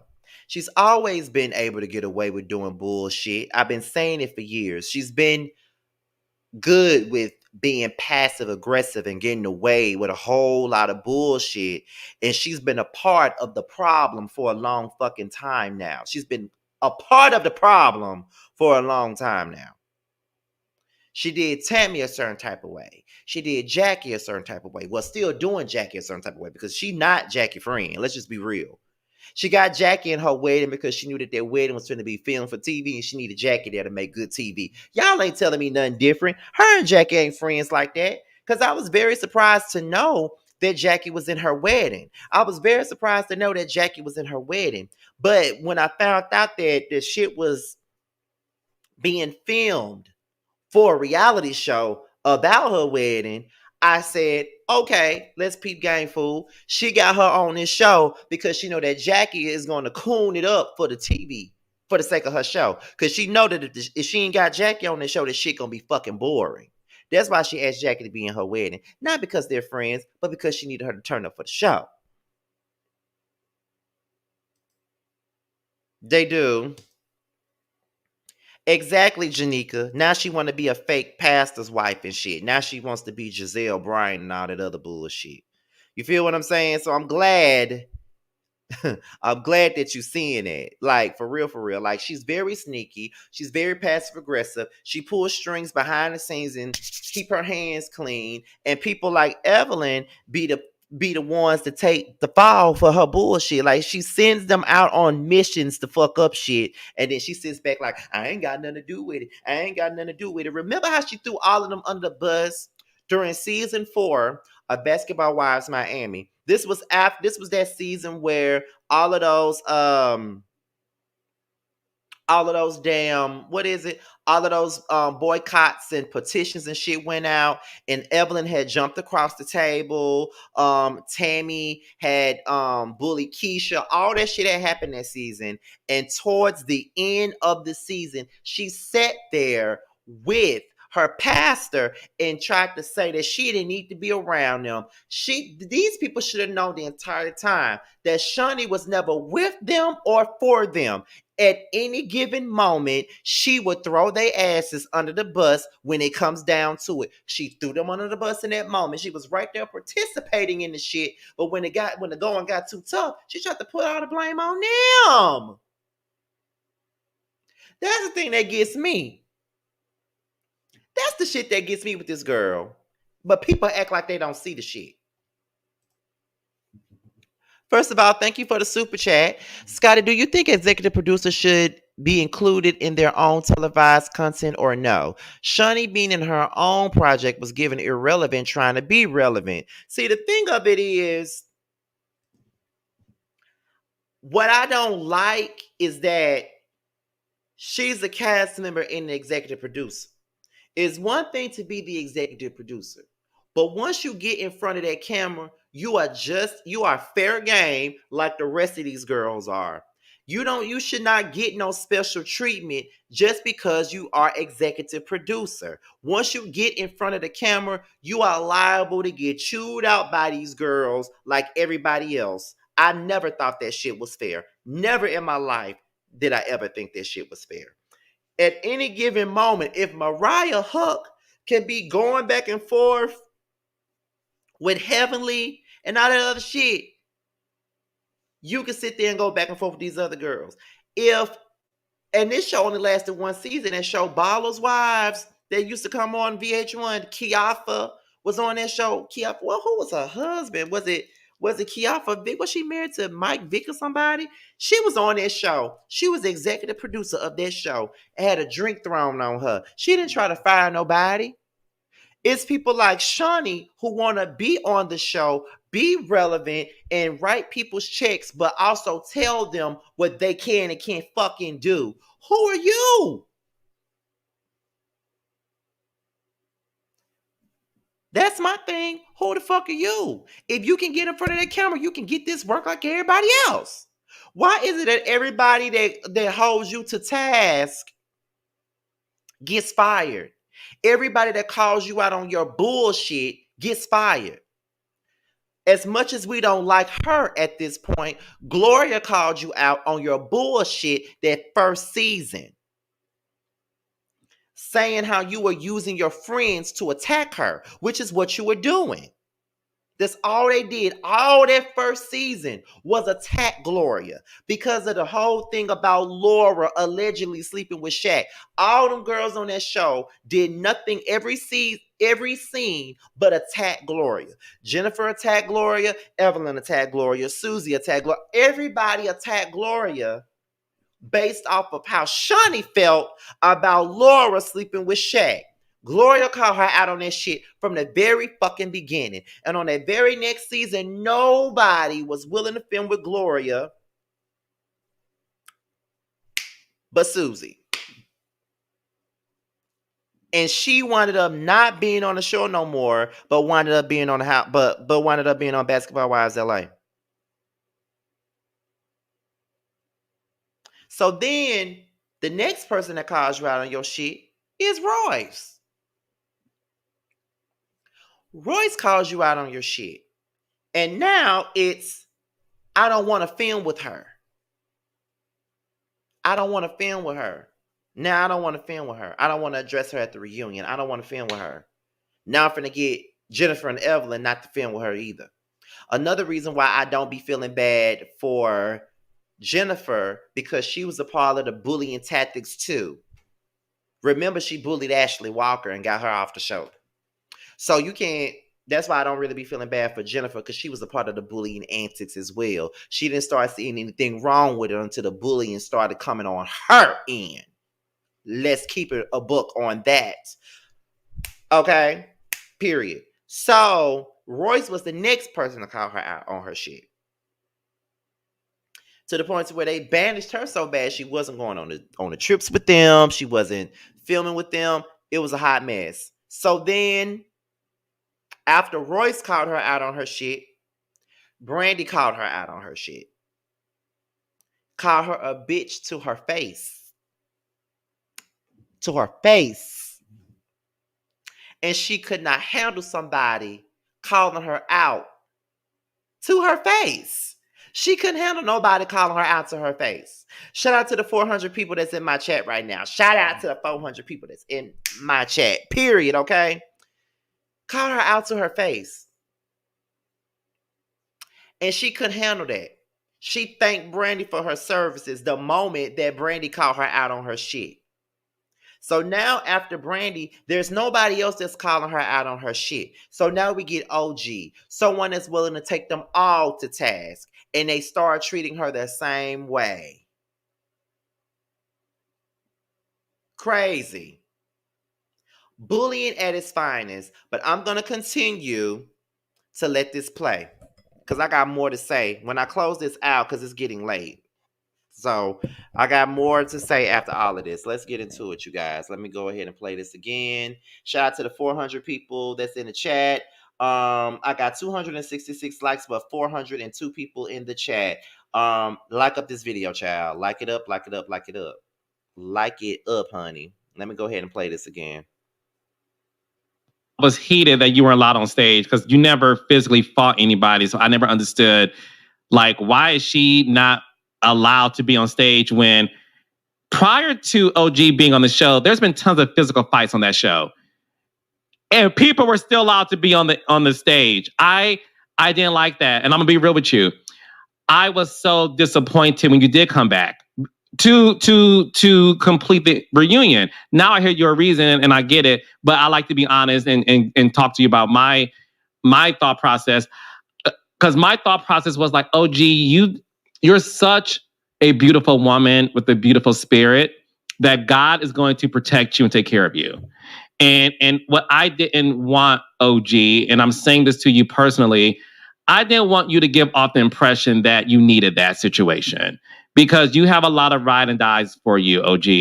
And that was my initial reaction. I was like, sis, you don't need it. And that's why, look, this podcast is to give everybody an opportunity to express their experience. And just so the audience know, I reached out to OG personally. OG didn't reach out to me. I reached out to OG because I was reminded that this is somebody who I felt wasn't given the proper due on reality television. And I wanted you to hear from me as a Black man in this business. I just wanted to give you your flowers, your respect, and to let you hear from me that I think you are gorgeous. You're beautiful inside and out. And one thing I know for sure, OG, sometimes God will allow you to go through the fire because he knows that you are built for it. And we're always, not often, we're always used to give him the glory, but we're also used to be a messenger to other people. And I feel like based on your experience, you have definitely, and I'm going to say this, and I don't care who gets mad at me for saying it, this is my truth. You are the first person on reality television to open up the conversations about colorism as it relates to being on reality TV. And for that, I just want to say thank you for having that strength to do it on your own. Thank you. No, I really appreciate that because it's been a tough journey and a tough road. And not for nothing, I've gotten so many positive messages. Take out the negativity. All the people who have felt what I said on any level gave me the reason to continue the fight. Because like you said, nobody wants to talk about it. Now, after that situation happened, go and do your research to see how many other shows had no choice but to talk about this. This is a teachable moment. This is a teachable era. We are no longer going to be able to get away with having certain types of behavior behind closed doors because now people can record things. Now people can bring it to light and now people can address it. And the mob, the comment gallery, okay, they will stop you in your tracks. And people don't like when it affects their money. People don't like when all of a sudden nobody wants to mess with you because the truth has come out with how you feel about Black people. I'm going to say this, Black people, Africans who are assigned to know where they come from. Some people don't know where they come from, but they know that they're Black. They know they're African descent. True Africans, Nigerians like myself, African Americans, African, whatever you want to call it. We set the wave and the tempo for how things are done in this world. We are the ones who spend the money. We are the ones who create the culture. We are the ones that tell you what's hot and what's not. So you can't get rid of us. You can push us down. You can make fun of us because of the way we look and the color of our skin, but you cannot get rid of the originators. You can't. And that's why this conversation was so important to have. Now, mind you, I had it. I realized I was amongst people who were not willing to learn. So then I paused, but they wanted me to keep talking about it, but not because they wanted to resolve some of these issues. They wanted me to keep talking about it to make me look crazy. Once again, a part of the problem. We could have moved forward. We could have agreed to disagree. A lot of different things could have happened. But when you choose to stay in your negativity, naivety, whatever you want to call it, or your evil way of thinking, that's your bed. You have to lie on it. I didn't do anything wrong. I definitely did not get my just due, like you said. I have a lot of story to tell. I have a lot that's going on in my life that people aren't even fully aware of. And I would love to share it publicly. I would love to. You don't think I want to do my maternity shoots and my weddings and all those great things for the audience to see, and then all the other natural drama that happens. But when you're fabricating stuff, it's difficult to do that. It really is. So you haven't closed the door on reality television. You would love to get back in that genre. Of course. And it'll happen. It'll happen. As long as I have some type of creative control, it will happen. I know it will. And the audience will be excited. The audience will be excited to see something different. You don't have to see Black people fighting 24/7. Enough is with my words. My words are like daggers. I didn't have to lift a finger. If I did, no one would have survived. If I did, honey, no one would have survived. OG. Well, first of all, them hands I'm sure are good, but your mouth, you are the Mike Tyson of word because your words is a TKO, baby. It will knock a motherfucker out. I'm just saying. So let's be clear. Before I let you go, we know that you are what is it, OG? I'm your favorite athlete's favorite athlete. And don't ever forget it. Have you heard from Chad Ochocinco? Yeah, Chad and I, listen, my guy to the T. Chad and I are like this. You know, that situation actually brought us even closer, which is hilarious to say because, you know, I didn't know what was happening truly. I didn't know if he really gave it to her, like if he gave her those. I didn't know really what was happening. All I knew was if anybody's coming for me, I'll give you the facts. And thank God for iPhones, thank God for iClouds, thank God for transferring over text messages and backing it up because through that, Chad and I were able to have multiple conversations. And I feel for him, you know, I feel for him. I feel for his situation. I feel for what happened. Only those who see what's happening behind closed doors and see the proof truly know how to address people accordingly. And I feel for him. He lost everything dealing with that person. And I'm not an advocate for any form of domestic violence, but I'm also not an advocate for domestic violence when a woman is the abuser and not just men being the abusers. It has to go both ways. A lot of times we will side with the lesser of the two. So guys get the short end of the stick because they're naturally bigger, stronger, and can outpower a woman naturally. But that doesn't mean women are not verbally abusive. That doesn't mean women are not physically abusive. We saw it with the Johnny Depp trial. It's not okay whether you're a male, female, or whatever you choose to identify with. Domestic violence is not okay, but you can't do stuff and be an abuser and then cry wolf. Like, it's just very difficult. You got to kind of pick a side.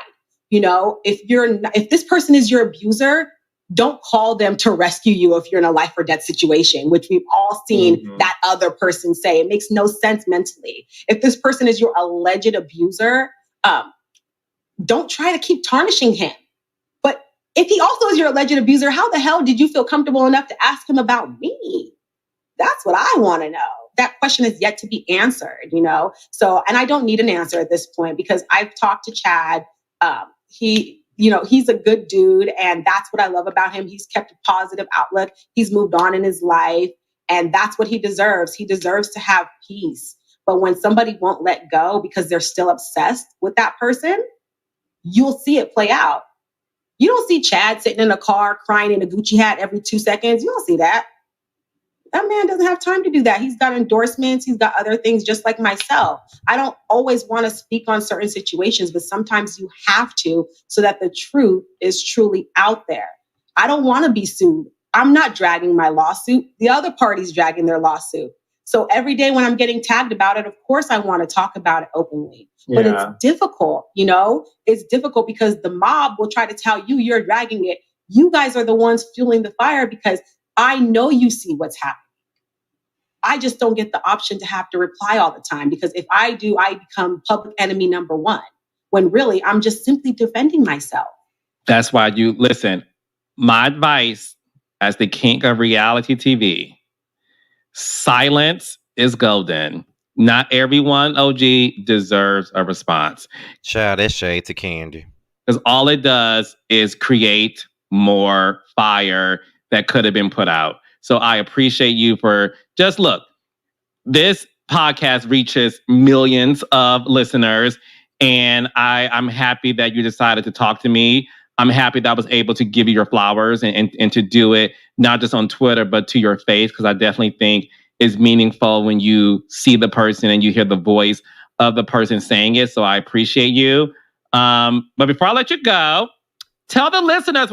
I think that's it, you guys. So I think I'm about to go ahead and give you guys my closing statement to this because I wanted to open up the lines, but baby, it is late as fuck. It's almost midnight and I am tired. So give me 1 second.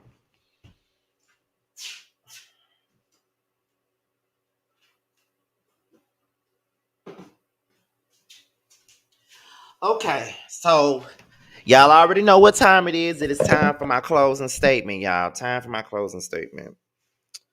Okay, so listening to this interview, I am still Team OG.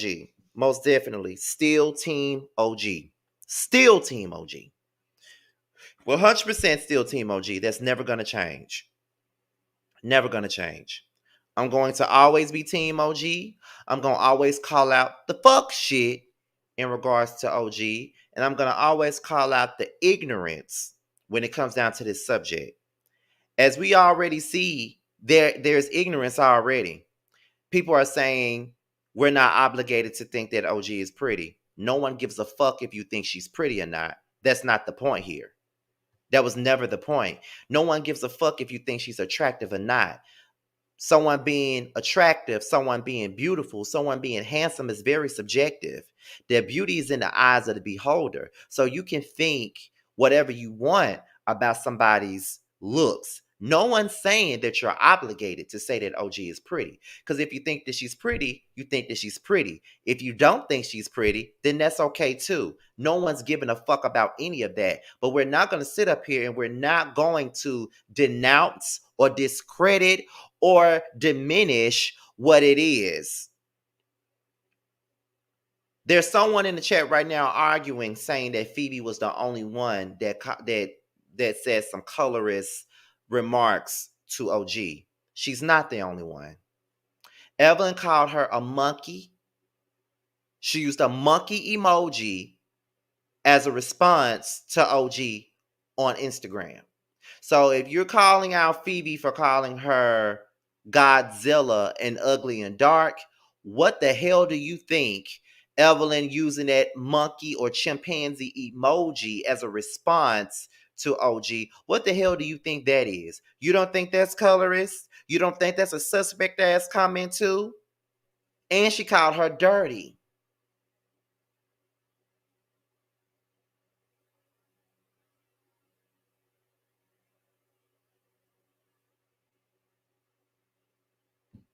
What the hell do you think this is? What the hell is that? Tell me, what is that?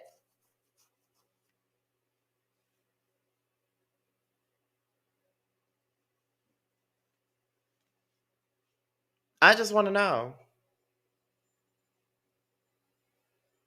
I just want to know.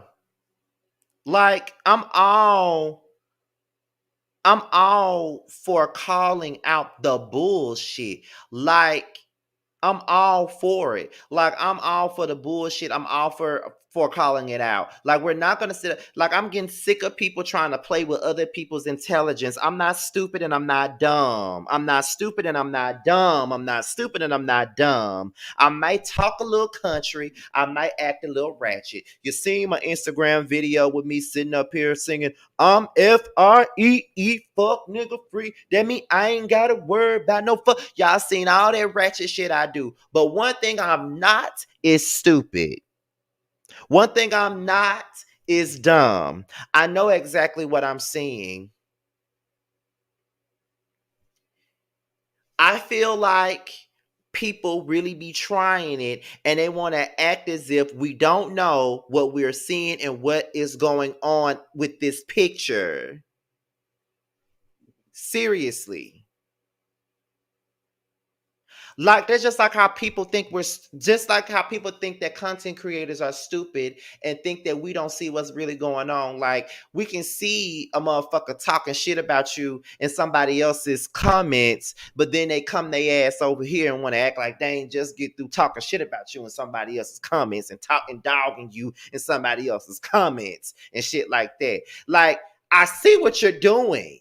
You know what I'm saying? And you're not going to make me feel stupid for seeing what you're doing. So when someone is blankly doing something in my face and I see it, you're not going to play with me. That's the same thing that OG is feeling. You're not going to play with me when I see you. I see exactly what you're doing.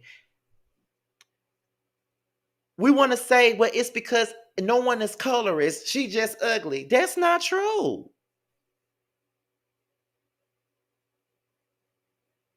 That's not true at all. And even if it is about, so my whole point is when it comes down to it, it's like this.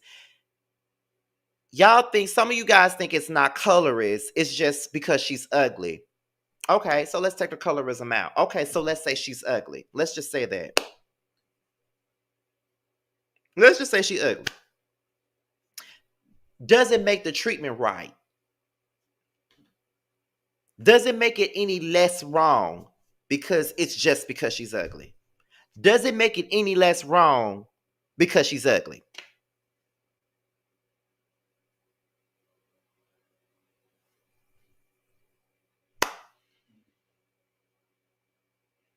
I just want to know.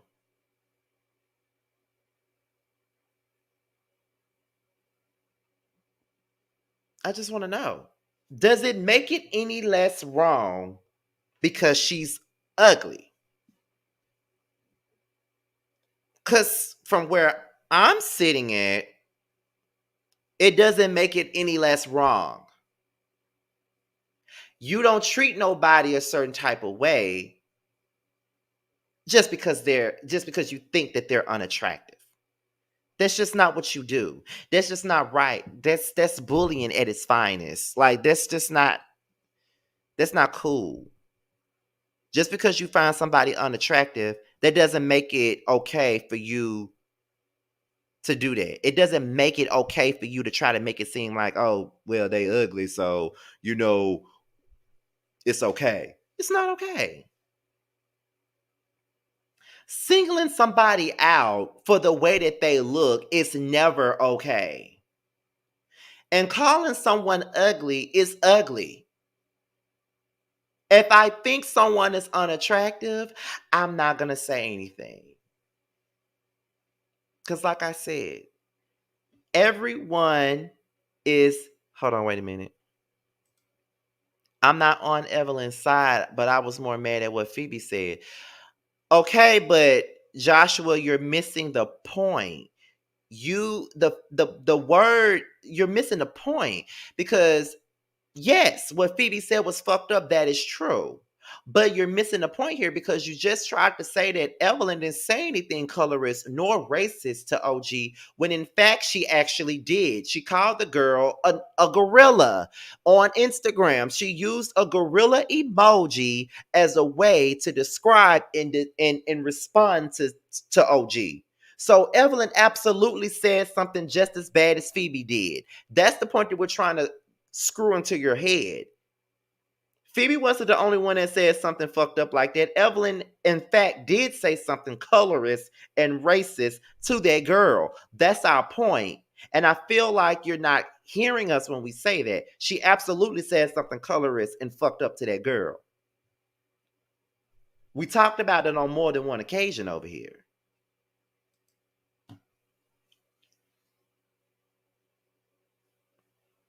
So if you're going to be mad at what Phoebe said, you need to get mad at what Evelyn said too. Because not only did she try to call her a orangutan, and called her dirty, and called her ugly. All of that is fucked up. Evelyn is a terrible person. And because she looks the way that she does, she gets away with it. She gets away with it because she's a light-skinned woman. Just like she conveniently said that she was Afro-Latina. But that was only after she was called out for being a racist. You never said she was Afro-Latina before. You just said you was Puerto Rican.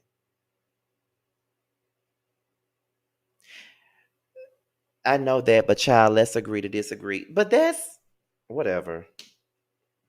How you gonna say you know that, but then in the same breath you're gonna say that Evelyn never said nothing, but then you say you were child, whatever. Anyway, and not even that, Scotty. In OG's interview, OG said that said more racist names to her behind. That's what I'm saying. She gets away with a lot of shit. She gets away with it.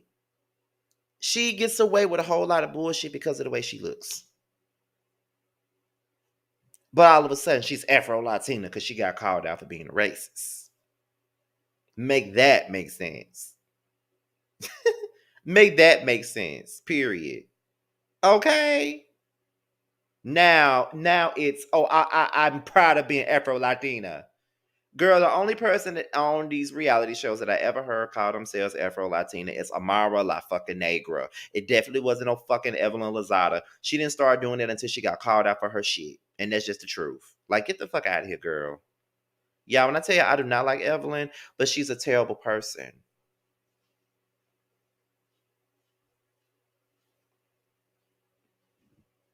Thank you for the super sticker, Snow White.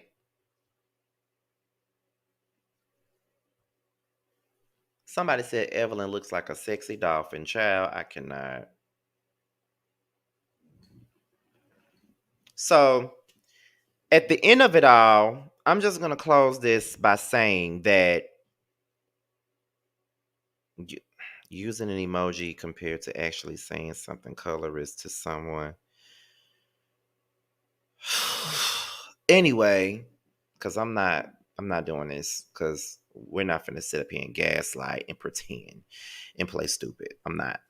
So, with that being said, you guys, let's look at the bigger picture here. People like to gaslight, people like to try to make things be what they're not. I've seen people do it every day. I've seen people say OG is jealous of the other girls because they're pretty and she's not. That has nothing to do with it. I don't see jealousy at all when it comes down to her. Don't see it. It's not colorism. She's just fucking ugly. They don't want to fuck with her because she ugly. And that makes it okay. You know, Basketball Wives is a trigger for me because it promotes bullying. And as a person that has been bullied in the past, it triggers me. You feel what I'm saying? And when I see other people getting treated a certain type of way for different things, it bothers me. I don't like it. That's why I'm very passionate about the things that I've discussed because I've talked about my past with bullying. I'm a big advocate of anti-bullying. I don't like bullying as people. I can't support people that bullies people. I can't support people like that. I don't like people that are bullies. I can't stand bullies. I don't like them. If you act anything like a bully, I cannot fuck with you. I can't. And that's exactly what this is.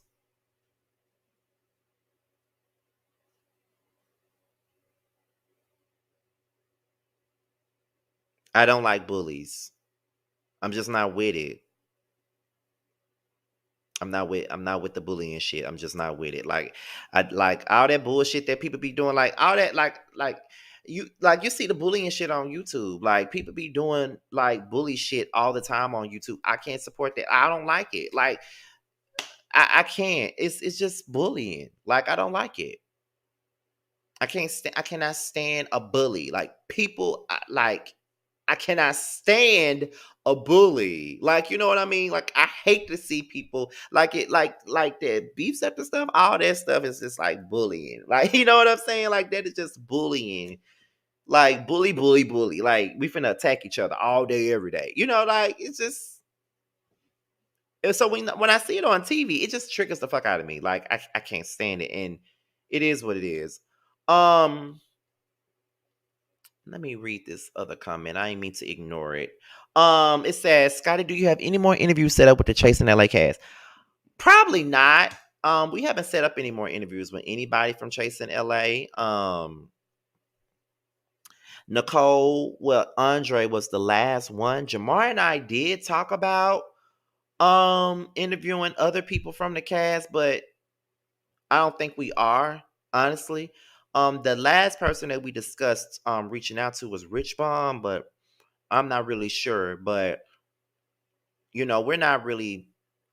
I don't think we're gonna book anybody else. I'm not sure. I don't think we are. And on top of that, like people don't watch our Chasing reality interviews no way anyway. So it's just like, we don't be too hard up about it. You know what I'm saying? Like, people don't, y'all don't really watch those. Like, I don't get no views, those be my least viewed videos is those. Anything dealing with web series are my least viewed, but it's okay.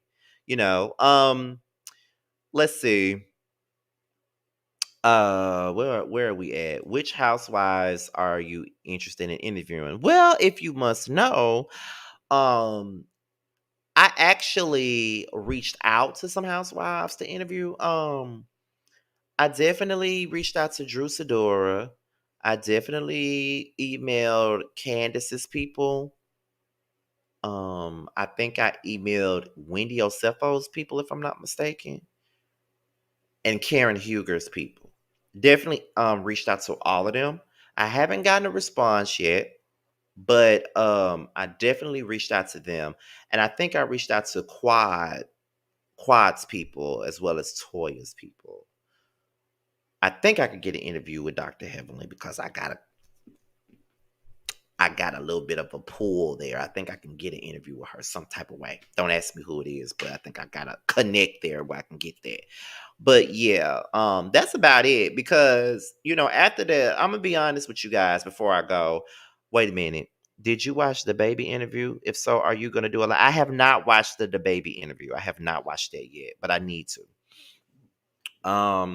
But before I go, that whole Candy interview that we did, that was like the sky's the limit for that.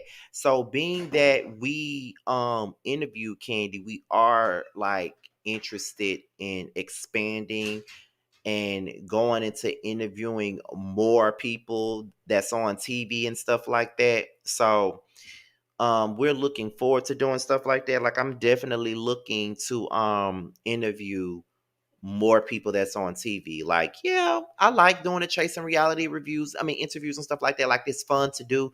But we interview Candy, not to toot our own horn, but pew, pew, pew, pew, pew, pew. You know what I'm saying? But Jamar and I interview Candy. You feel what I'm saying? Like we interview Candy, so interviewing her that gives us more reason to reach for higher things, like period, like reach for more, because like I said, we interviewed fucking Candy Burris.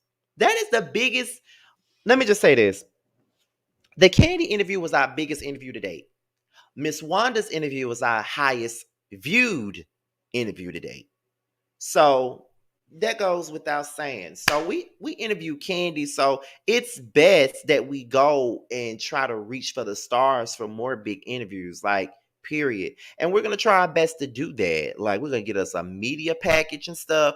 We're definitely going to do all that and just get it popping. Like I even said I was gonna interview some people from the Zeus shows, like Baddie South and stuff like that. You feel what I'm saying? Like the girl Rolly, I want to interview her. Like I'm not that interested in the show, but I want to interview her. Like I want to interview Natalie Nunn too. Like we even talked about interviewing like former cast members from the Bad Girls Club, because Jamar had actually secured an interview with Sarah from Bad Girls Club, but we never got the chance to really do it. Like she had gotten too busy or something like that, and we didn't get a chance to, because Jamar actually saw her in person and she agreed to do the interview, but we just never got the chance to do it. But um but yeah, so I am definitely, just to let you know, I am definitely trying to, we're definitely looking to get other names like a Candy Burris on our show, most definitely, because we interview, like I said, we interview Candy, so that's just a way for us. Like the price is going up because we interview her. So, like I said, I did reach out to several different housewives people, like Drew and Candace, especially Candace. I really want to talk to Candace at this particular point, due to the fact that the show is on and Candace is all over the place right now, and I want to talk to her. Okay, I definitely got to talk to her, and I'm pretty sure that Mia would probably give me an interview. Like I believe she'll give people an interview, child. Like it is what it is. But yeah, I do want to talk to Candace, most definitely, like all these people. And the same way, like I'm gonna tell y'all this before I go, because I'm really talking my ass off now and I should have been gone. Yes, Garcelle, I definitely want to talk to her. I would love to talk to Garcelle. That would be a dream come true if I talked to Garcelle. But I'm gonna tell y'all this: when Chef Dun Dun interviewed me, he asked me what was my dream interview, and I said Candy Burris is my dream interview. And um 2 months later, I was interviewing her with Jamar. Two months later.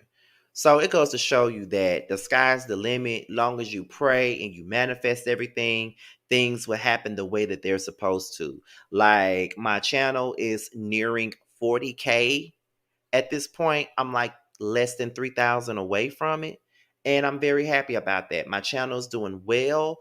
Is doing the best it's ever done. Like I'm getting many opportunities at this point. There's so many people that's looking at me, watching me. There's other big content creators that actually like my content, like Leah Gordon. Never knew that she even watched me like that. Like Layla Lynn, she enjoys me. Even Armand, from what I was told, he actually said that he liked me on his station head on his station head show. You got the Wiley show, like different people, different content creators that I absolutely adore and admire like my content. I even had Storm Monroe who shared my video, and even Tasha K who was in my chat a couple of months ago. She likes my stuff. So the sky's the limit. I'm on my way. I know I'm on my way. I gotta keep working hard. I gotta invest a little bit more, but I'm definitely working hard to get to where I'm at. I've definitely come a long way from the bathroom. Most definitely come a long way from the bathroom, period. Okay. And we're here now. So I just wanna I think I need to keep all of this energy right here that I'm giving you guys right now for the 12-year anniversary video that I'm doing tomorrow. And I know I'm gonna hit 40K, so I'm gonna start working on my 40K video too.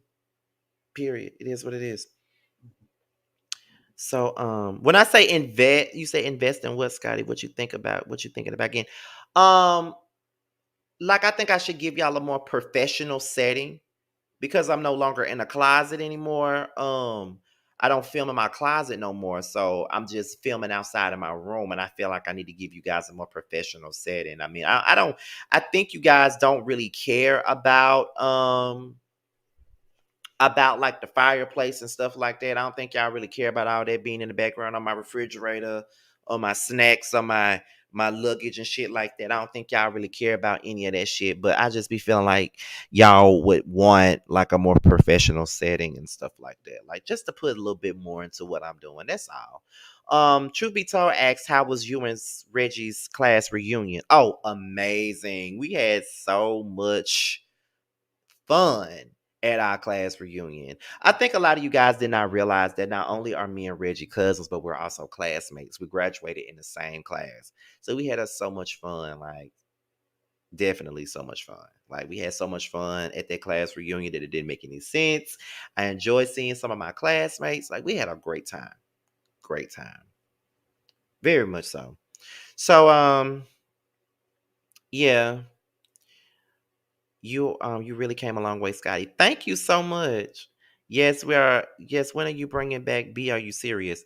That's funny that you mentioned it, Ivory TV, because I'm definitely bringing it back. I'm bringing it back in November, so be on the lookout for that. In the midst of me bringing you guys new series like Young, Fresh, and New, and Who Was Wrong, I'm bringing back Bitch Are You Serious too. I'm trying to figure out what day I'm gonna put them out. That's the only thing. Probably gonna put them out every other week. Thank you, Ranting with Ricardo. Yep, a little backdrop would solve it, but otherwise, we love the content altogether. Thank you, Scotty. We don't care if you come to us from the porch, wherever you at. That's where we at. Thank you. Let me see. Let me make you about to lose your job a moderator and Ranting with Ricardo. I'm probably the only one with so many damn moderators. I don't even know why Ranting with Ricardo wasn't a moderator in the first place. And let me also make 2Ls a moderator too. I got a whole lot of moderators at this point, child. Was he in the class with you when you used to get bullied? Yes, Reggie used to get bullied too, though. Like, we both used to get bullied, but Reggie was a more of a fighter than I was back then.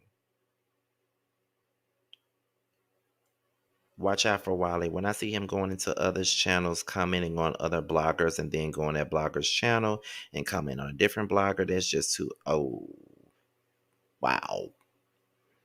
Who Was Wrong with Aaron is my favorite. Ah, that's my favorite too. We was going at it on there, um, but yeah, y'all should have ganged up on them. But the same ones that bullied us are the same ones that's trying to get in our pants now. So I mean, that goes without saying. But I'm not. I'm gonna save this energy right here for my 12-year anniversary live. That's what I'm gonna save this for. So anything else in regards to my channel, I'll talk about it tomorrow night on my 12-year anniversary live. Okay, so that's what I'm gonna do tomorrow. So I want to thank you guys for tuning in. We had over 400 people in the chat. Thank you to all the moderators. Thank you to everybody that tuned in today. It's late at night, but y'all still came through, and I really appreciate it though. I really appreciate you guys. I love you guys. And that's just that on that. Be on the lookout for Bitch Are You Serious? That's coming back in November. Who Was Wrong is coming back in November, and Young Fresh and New is also coming in November. I just started filming Young Fresh and New. Hopefully next week I'm done filming it because I already filmed 2 episodes of it already. I got 8 more to film. So thank you all so much for your love and support. Thank you to the new subscribers that I got from this live. Okay. Thank you guys for that. I really appreciate it. I hope you guys enjoyed the content, and I hope you guys continue to enjoy the content. And just being with me on this journey. Definitely appreciate it. So tomorrow is the interview with Letitia Pearson from Bill Collective that will come on at 8/7 Central. And then a little bit after that interview is over, the 12th anniversary live will be going down. Okay. And some of your faves as well as my friends will be coming in on the live, and I may let some of you guys call in before I start letting other content creators come up. So I thank you guys. I love you guys, and we are out of here. Good night, you guys.